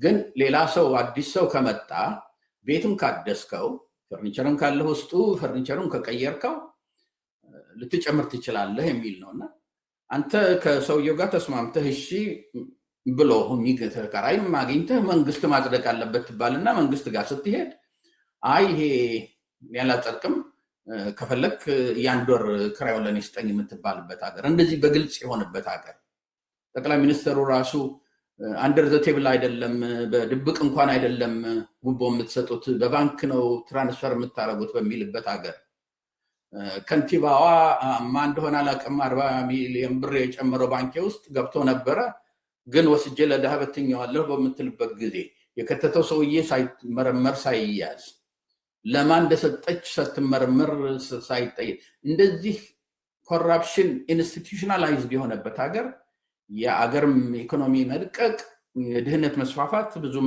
ሊገርመን ስለማይችል እነሱ መስተካከል አለባቸው። በኮንስቲቱሽኑ ደረጃ፣ በኢንስቲትዩሽኑ ደረጃ፣ በዚህ በኤክስፐርት ደረጃ አገርን ለማስተዳደር ብቃት ያላቸው እና ዳያስፖራውን ደግሞ ለእድገት በሚጋብዝ ወይንም ደግሞ እድገትን ፕሮሞት በሚያደርግ መስክ ውስጥ እንዲሰማራ እነዚህ የመሳሰሉት ነገሮች በሞላ ሪሊ አንዳንዴ ስትመለከተው እንደ ኢትዮጵያ በተአምር ነው የምትነቃነቀው። ይሄ መንግስት ከመጣ ጊዜ ጀምሮ የሚደረጉት የኢኮኖሚ ፖሊሲዎች በሞላ ካውንተር ኢንቱዊቲቭ ናቸው። እንደው ከነጭራሹ አገር ሊያድግ እንደማይችል እየታወቀ እየተሰራ ያለ የሚመስልበት ሁኔታ ነው ያለው።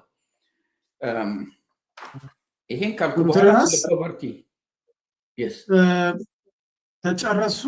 2 ደቂቃ ነች ያለ ፈልጋለሁ የፖቨርቲን ሶሉሽን እና አቆማለሁ። በጣም ይተናከልኝና ጥያቄና መልስም ስለምንመለስ ኦኬ፣ እንግዲህ በ1 ደቂቃ ጨርሰዋለሁ። ምናልባት በፍቃዱ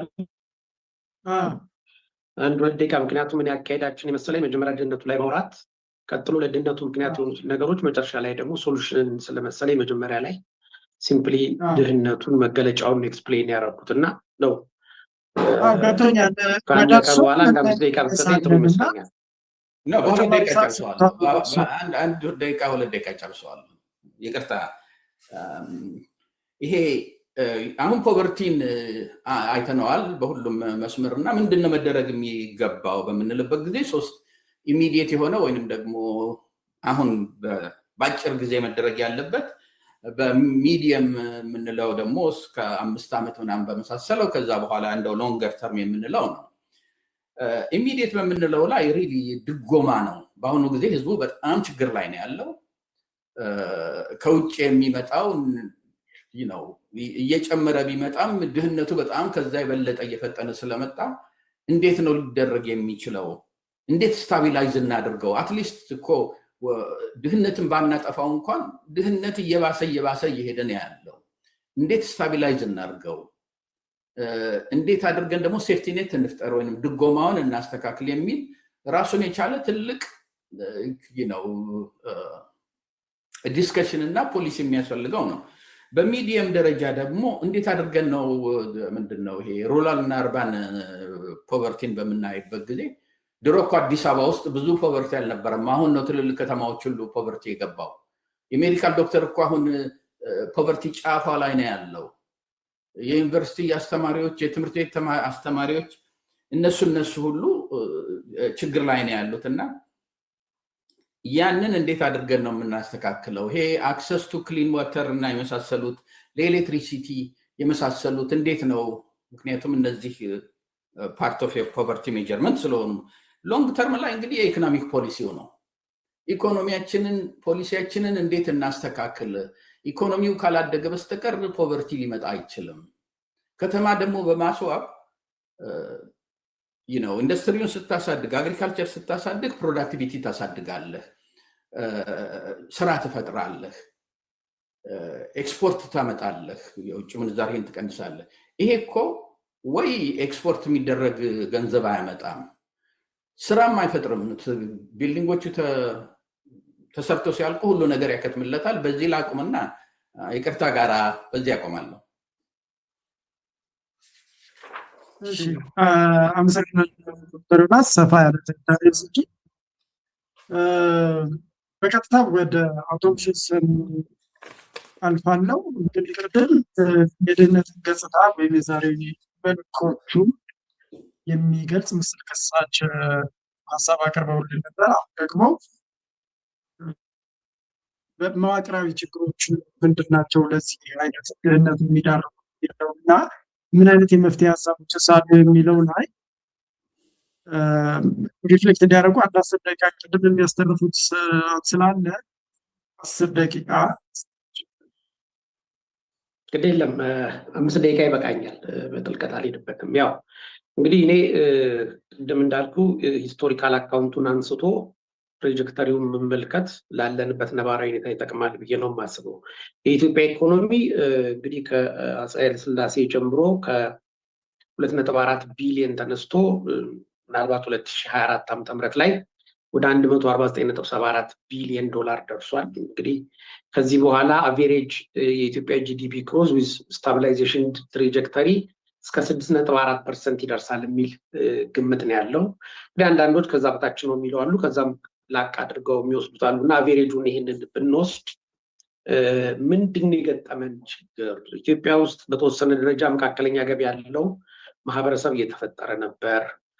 ምርትም የምርታማነትም እየተነቃቃና ምርትም እያደገ የመጣበት ሁኔታ ነበር። የማህበረሰቡም የኑሮ ደረጃ በሚገርም ሁኔታ እየተለወጠ የመጣበት ሁኔታ ነበር። ምንድን ነው የተፈጠረው ለሚለው ነገር ሁለት መሰረታዊ ነገሮችን አስቀምጣለሁ። የመጀመሪያው እንግዲህ ከዛሬ 8 ዓመት በፊት ጀምሮ በተከታታይ ከዚህ ከህዝባዊ አመፅና ከህዝባዊ ትግል አኳያ በተነሳ የሀገሪቱ ኢኮኖሚ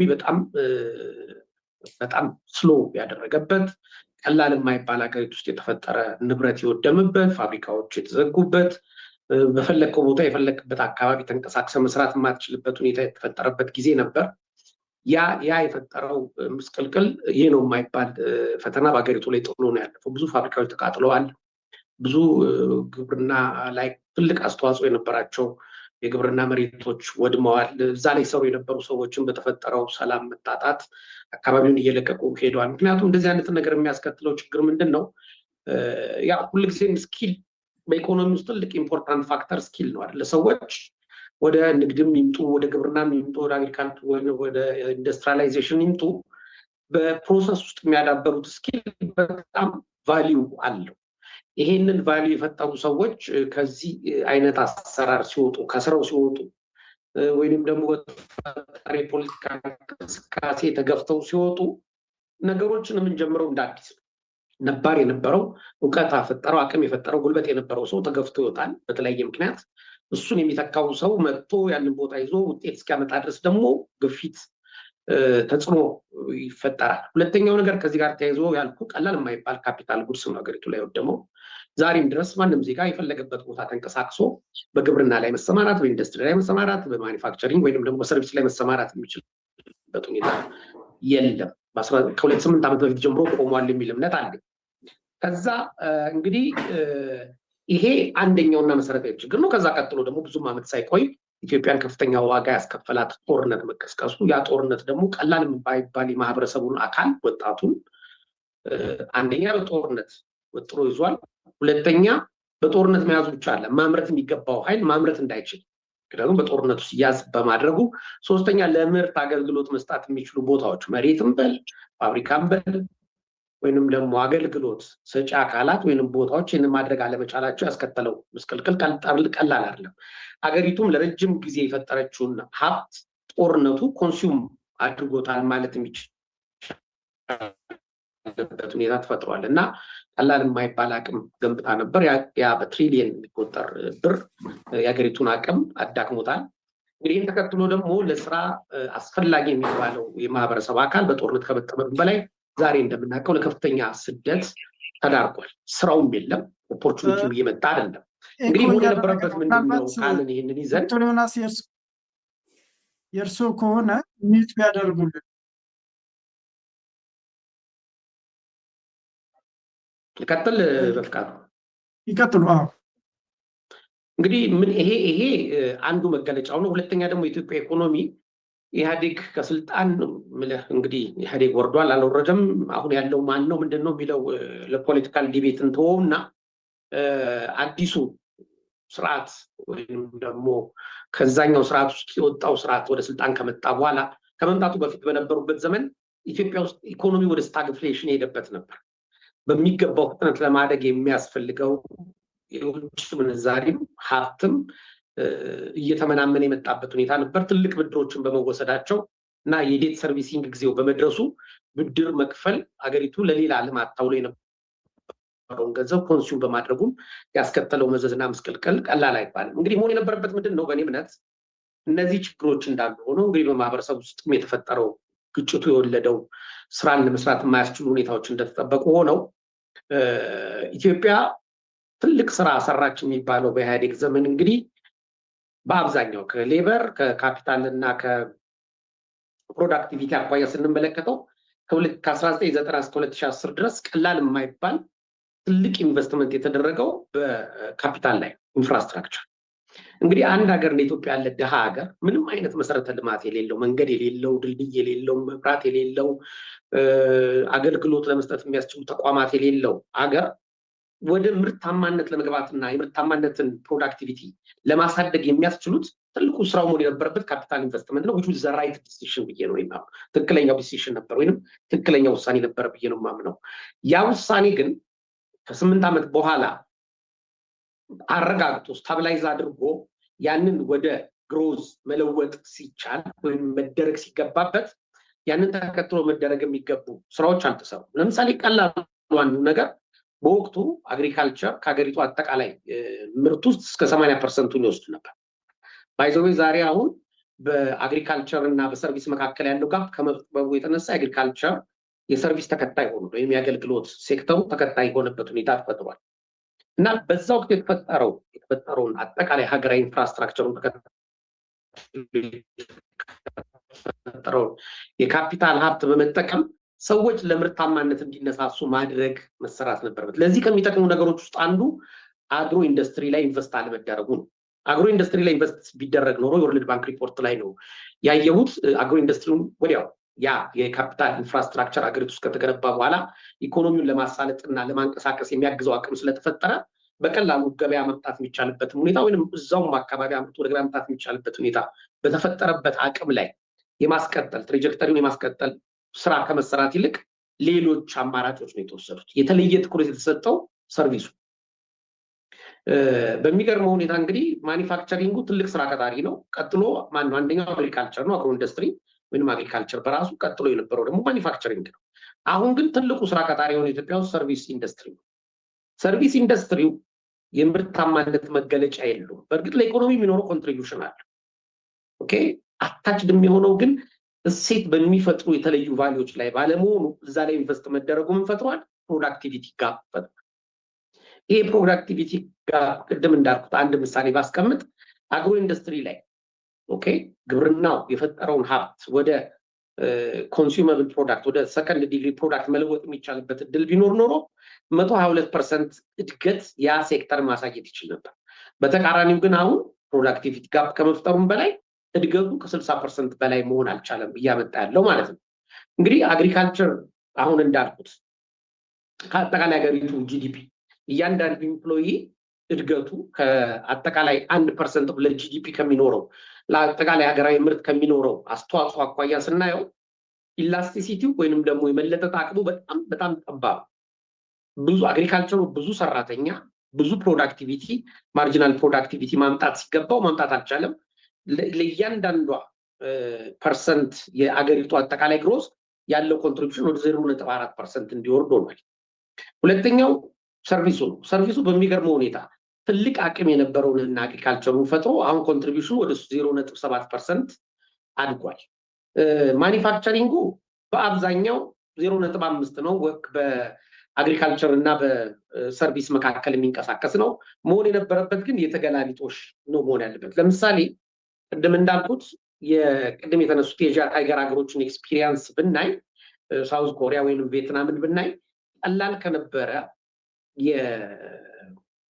የቴክስታይል ኢንዱስትሪ አሁን ኢትዮጵያ በጀመረችው መንገድ ነው። በቴክስታይል ላይ የነበረውን ነገር እየተው የመጡ በተፈጠረው የኢንፍራስትራክቸር ግንባታና ካፒታል አኪሙሌሽን ላይ ተመስርተው ወደ ኤሌክትሮኒክስ ወደ ኮምፕሊኬትድ የሆነ የኢኮኖሚ ዘርፍ ነው ራሳቸውን ማሳደግ ይቻሉት። ኢትዮጵያ ግን አሁንም ዛሬም ስቲል በኦይል ሲድ እና በኮፊ ላይ እየተመሰረተች ነው። በእርግጥ ካለፉት 2 ዓመታት በኋላ ከወርቅ ጋር የተገናኘ የተለየ የኤክስፖርት አቅም እየተፈጠረ የመጣበት ሁኔታ አለ እና እንግዲህ በጥቅሉ አሁን ያነሳዋቸው ነገሮች ምሳሌዎች ናቸው። የኢትዮጵያ ኢኮኖሚ ለውጥ ለማምጣት የሚያስችለውን ኢነርሺያ ወይም የመንደርደሪያ አቅም በካፒታል አኪሙሌሽን በተሰሩት ካፒታል አኪሙሌሽን አግኝቶ ነበር። ቀላል የሚባል ዲስፖዘብል ኢንካም ያለው ወይንም ደግሞ ኮንሱም የሚያደርግ ማህበረሰብ እየተፈጠረ መጥቶ ነበር። ቤት ይገዛል፣ መኪና ይገዛል፣ ሸርሸር ይወጣል፣ ሆቴሎች ላይ ይጠቀማል። በአልባሳትም የተለየ ገንዘብ የመውጣት አቅም እየፈጠረ የነበረበት ሁኔታ ነው። በአንድ በኩል የዚህን ማህበረሰብ ገንዘብና አቅም ግጭቱ፣ አለመረጋጋቱ፣ ጦርነቱ በልቶታል። በሌላ በኩል ለዚህ አስፈላጊ ግብዓት እንዲሆነው መንግስት ከዚህ ማህበረሰብ ላይ በታክስ በተለያየ መንገድ የሚሰበስበው ገንዘብ ኢኮኖሚውን እንደገና ለማንቀሳቀስ ከመዋል ይልቅ በተቃራኒ በመሄዱ ይህንኑ መካከለኛ ገቢ ያለውና ለኢኮኖሚው ሞተር መሆን የሚችለው ማህበረሰብ እያጠፋው መጥቷል። እንደገና ይሄ ብቻ አይደለም።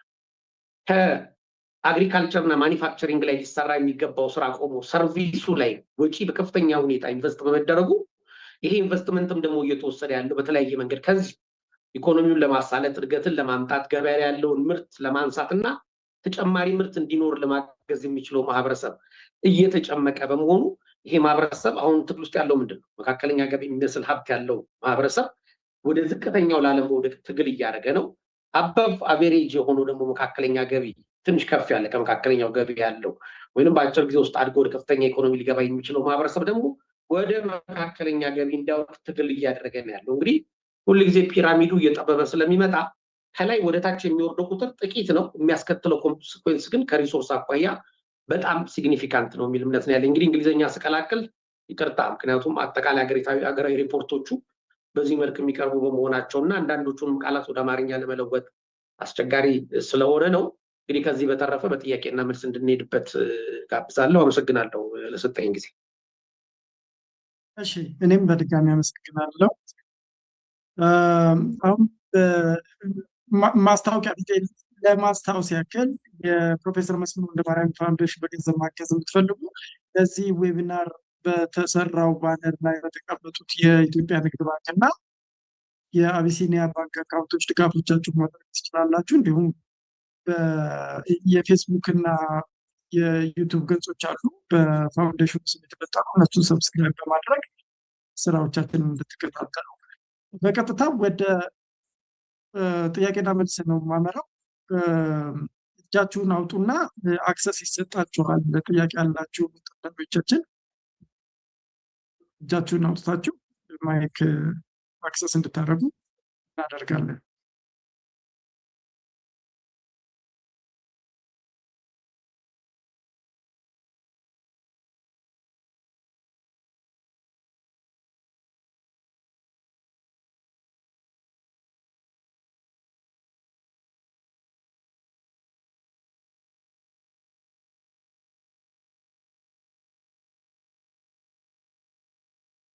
ደስታ ሎሬንሶ ማይክ አክሰስ ተሰጥቶታል። አንሚዩት አድርጉና ጥያቄውን ያቅርቡ። ራሱን አስተዋውቀው ጥያቄውን ያቅርቡ። ኦኬ፣ ይሰማል? አዎ ይሰማል። ኦኬ፣ እንግዲህ በመጀመሪያ በጣም እጅግ አድርጌ አመሰግናለሁ። ይህንን በጣም ትልቅ ጉዳይና ቶፒክ አስተባብራችሁ ዶክተር መስፍን ፋውንዴሽን በኩል መዘጋጀቱ በጣም ጥሩ ነው። እንደዚህ አይነት ውይይቶች በተለይ የሀገራችንን ጉዳይ የሚመለከት ምርምርን ማዕከል ያደረገ እውቀትን መሰረት ያደረጉ ጉዳዮች በተለይም ከዚህ ከኢኮኖሚ ጉዳይ ጋር የተያያዙ መሰረታዊ የሆኑ ችግሮችን ለመቅረፍ ያስችላሉና እንደዚህ አይነት ውይይቶች መቀጠል አለባቸው። በዚህ ጉዳይ ላይ እንግዲህ ሁሉም ሰው ሊሳተፍ ይችላል። በተለይ በዚህ ጉዳይ ላይ ብዙ ምርምር ያካሄዱ ቅድም ዶክተር ዮናስን ብዙ ምሁራን አሉ እና የዚህ የፖለቲካ አመለካከት አይዲዮሎጂ ልዩነት ሳይኖር ሀገር እና የሀገር ጉዳይ በሚመለከት በተለይ ኢኮኖሚውን በሚመለከት ብዙ መወያየት ይቻላል እና እጅግ አድርጌ አመሰግናለሁ አዘጋጆቹንም እንደዚሁም አቅራቢዎቹን አቶ ሙሼ እና ዶክተር ዮናስ በጣም ጠቃሚና ምርምርን እውቀትን መሰረት ያደረጉ የኢኮኖሚ ሐሳቦችን ነው ያቀርቡት እና አመሰግናለሁ። እንግዲህ የኔ ጥያቄ ምናልባት የኢኮኖሚ ጉዳይ ከሀብት ጋር ከአቅርቦት ጋር ከመንግስት አስተዳደር ጋር ብዙ የሚያያዙ ነገሮች እንዳለ ሆነው እኔ ኦኬ ቅድም እንግዲህ አስተዋውቅ ብለህ ነበር አላስተዋወቅኩም። እኔ እዚህ ጀርመን ሀገር ነው የምኖረው። የአንትሮፖሎጂ ተመራማሪ ነኝ። እጩ ዶክተር ነኝ በዚህ ዘርፍ። እንግዲህ የኔ ኮንሰርን ብዙ ጊዜ እንግዲህ ኢትዮጵያውያን ብዙ ሀብት ሪሶርስ አለን፣ ተፈጥሮ ሀብት አለ።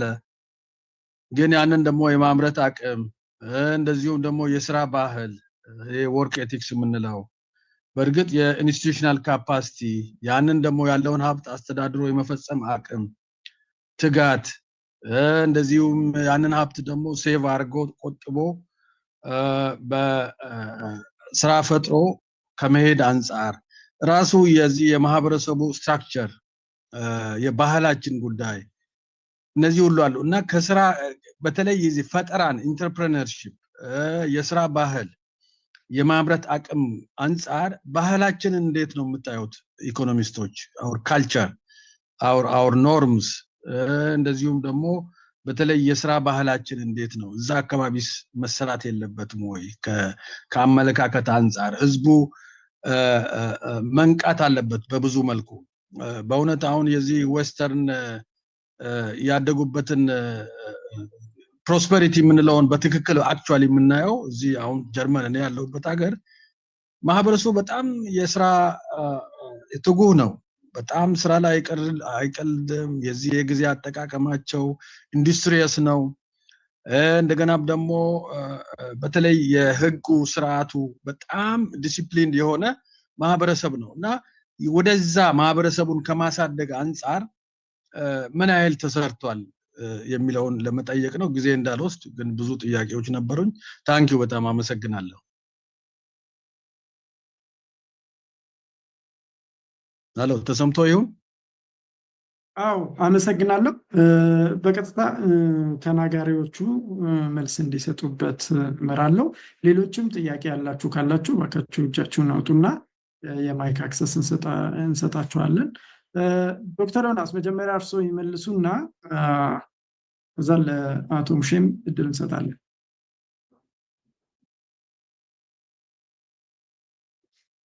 ሚዩት ላይ ኖት ዶክተር ዮናስ ሚዩት ላይ ኖት።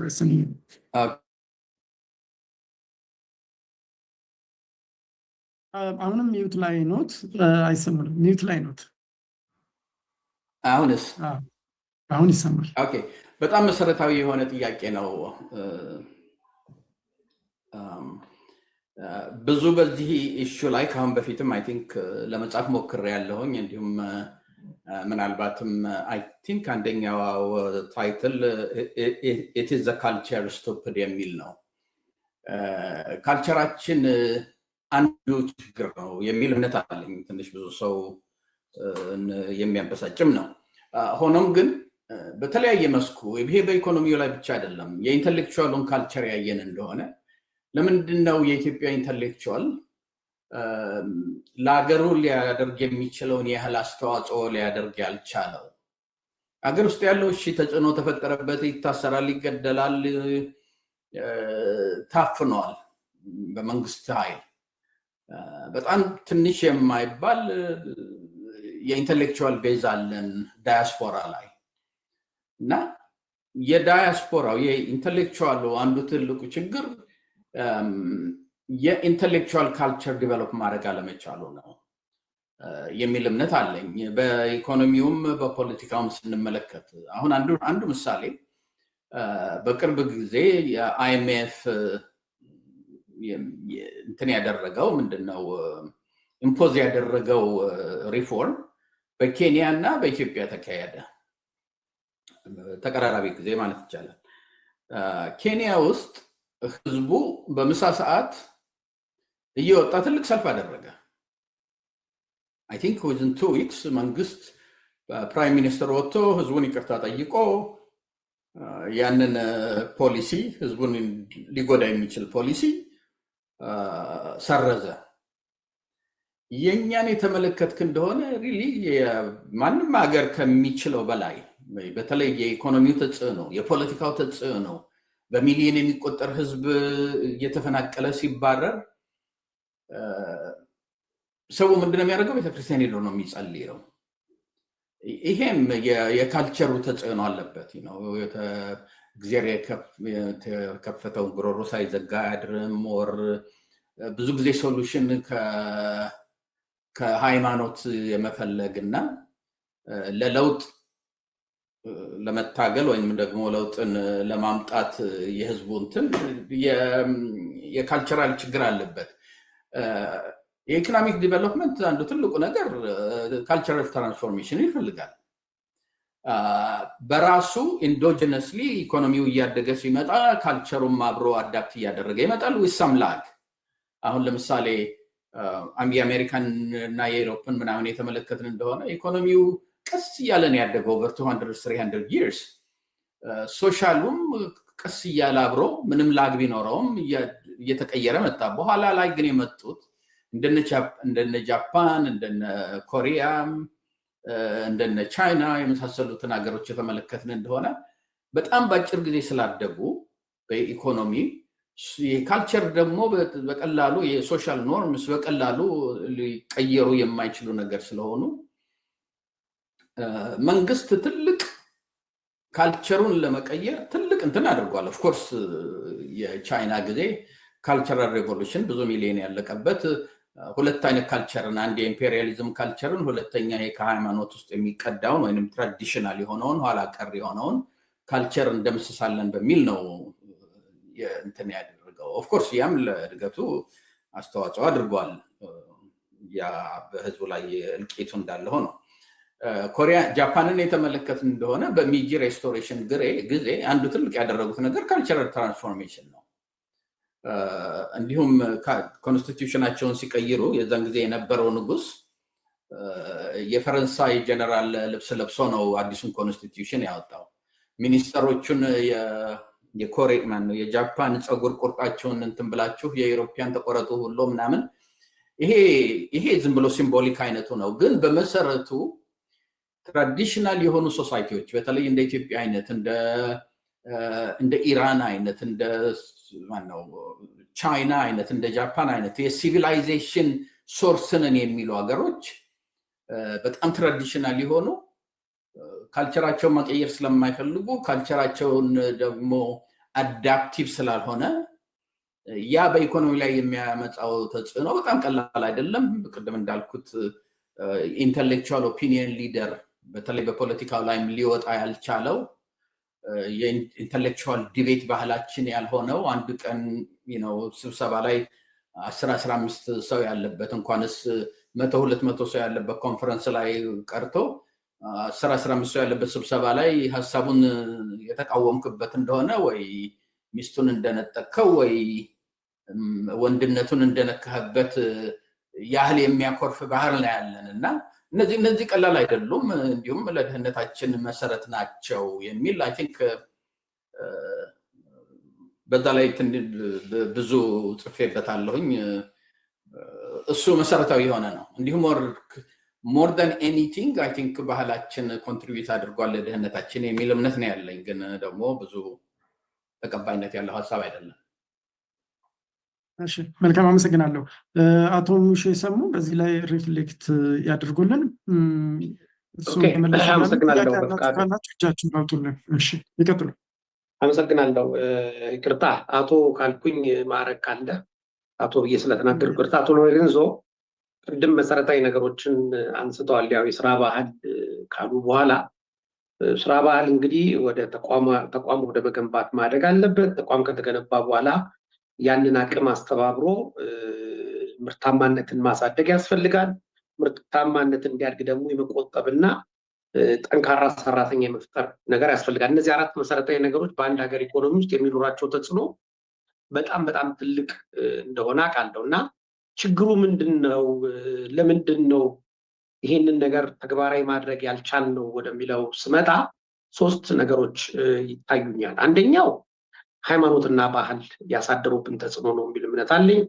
እንግዲህ ሃይማኖትና ባህል ሃይማኖት ባህል ከባህል ሃይማኖት ስለሚቀዳ አንዱ ከአንዱ ጋር እየተመጋገቡ ጠንካራ ሰራተኛ መሆን፣ ለዛ የሚያስፈልገውን መስዋዕትነት ለመክፈል መዘጋጀት፣ ጊዜያችንን በስራና በስራ ላይ ብቻ ለማጥፋት የሚደረጉ ጥረቶች ሃይማኖታችንን ቻሌንጅ ከማድረግ እግዚአብሔር በጸጋው ወይንም በበረከቱ ሊያኖረን የሚችለውን በእምነት የሚመጣ ነገር የማስወገድ ወይንም ደግሞ የመቅፋት አይነት ስሜት እንዲያድርብን ተደርገን ስለተቀረጽን ሃይማኖቱን ቻሌንጅ ላለማድረግ ሲባል በርካታ ዜጎች በዚህ ትራፕ ውስጥ ይገኛሉ ያሉ። እንግዲህ የተማረውን ማህበረሰብን በተወሰነ ደረጃ ይነካል። እንግዲህ ትምህርት ያልቀመሰውና ትምህርትም ከቤተክርስቲያን ወይንም ከመስጊድ ወይንም ከሌላው ሃይማኖት የሚከተለውን ብቻ የሚመለከት አይመስለኝም።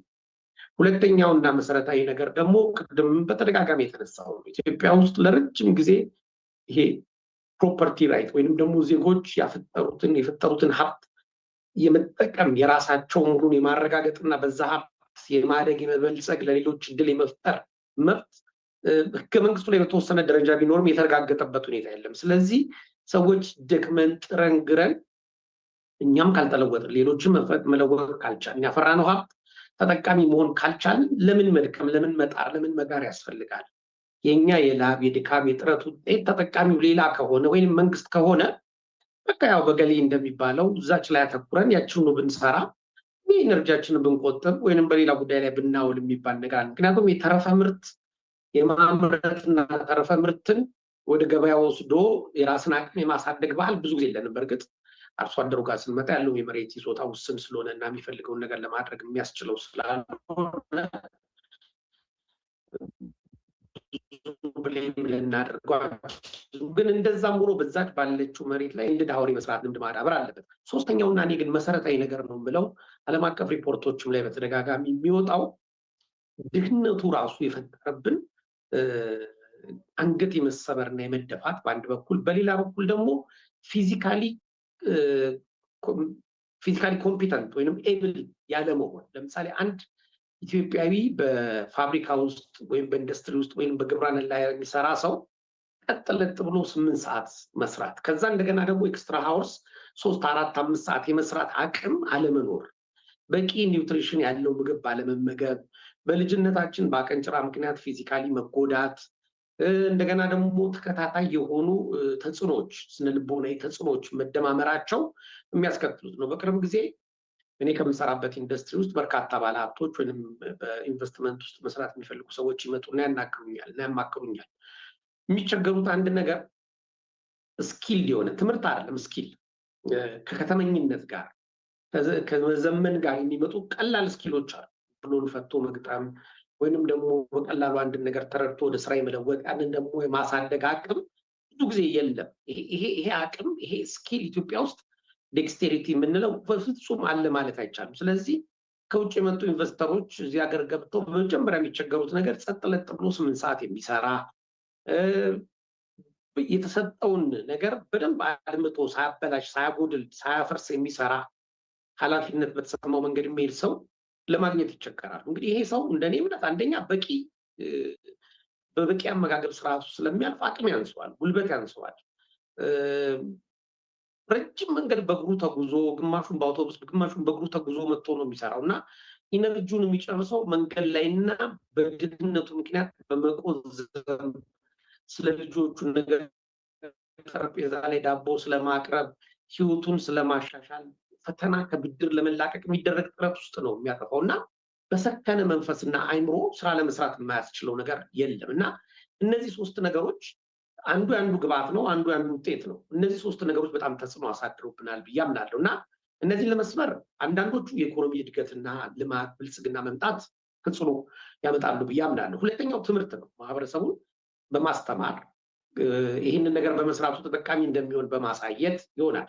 ሶስተኛ የመንግስት እጅን ማጠር አለበት ብዬ ነው ሁሌ የማምነው። መንግስት 50% 60% ከአንተ ጋር ማዕድ ላይ ቀርቦ የሚካፈል ከሆነ ስራ ሰርተህ የምታገኘው ሀብት አንተን የሚለውጥ ካልሆነ የስራ ተነሳሽነትና ለስራ ፈጠራ ለመሄድ እንዴት ትችላለህ የሚል እምነት አለኝ። ምክንያቱም የትኛውም የለማና የበለጸገ ሀገር ኢኮኖሚ ብናየው አንደኛውና ትልቅ ፋክተር መብትም የፕሮፐርቲ ራይት ያፈራኸው ሀብት የራስ መሆኑን መተማመን ላይ የሚፈጠር ነገር ስለሆነ ነው። አንዳንዱ ነገር ደግሞ አብዮት ይፈልጋል። እውነቱን ለመነጋገር በድፍረት እነዚህ ነገሮች መለወጥ መስበር ለጋራ ጥቅም እስከሆነ ድረስ ማለት ነው። ወደዚህ ነገር የሚመጣበትን መንገድ በተጽዕኖም ቀጥተኛም ተዘዋዋሪም በሆነ መንገድ ተጽዕኖ እየፈጠሩ ይህንን ካልቸር ማምጣት ይፈልጋል። እንግዲህ ይሄ በጣም ትልቅ ሪሶርስ ይጠይቃል። ማንም ዜጋ ወይንም ማንም ምሁር ወይንም አንድ የፖለቲካ ኃይል ሊያመጣው የሚችለው ብቻውን አይደለም። የመንግስትን ትልቅ አስተዋጽኦና ግብዓት ይፈልጋል። በርካታ እዚህ ሀገር የሌሉ ቅድም የተነሳው ተቋማት ያስፈልጉናል። እንደዚህ አይነት ነገርን ወደ ማህበረሰቡ ለማስረጽ ባህል ለማምጣት ጥረት የሚያደርጉ ተቋማት ያስፈልገናል። የሃይማኖት ተቋማትም የሀገር ሽማግሌዎችም አረጋውያንም በዚህ ጉዳይ ላይ ሚና እንዲኖራቸው ማድረግ ያስፈልጋል እና እነዚህን የተቀናጁ ነገሮች መስራት ጀምረነው የነበረውን እና የተደነቃቀፈውን እድገትን ለማምጣት የሚያስችል እንቅስቃሴ እንደገና ሪቪታላይዝ ወይንም ደግሞ እንደገና ለማሳለጥ የሚያግዝ ይመስለኛል። አመሰግናለሁ።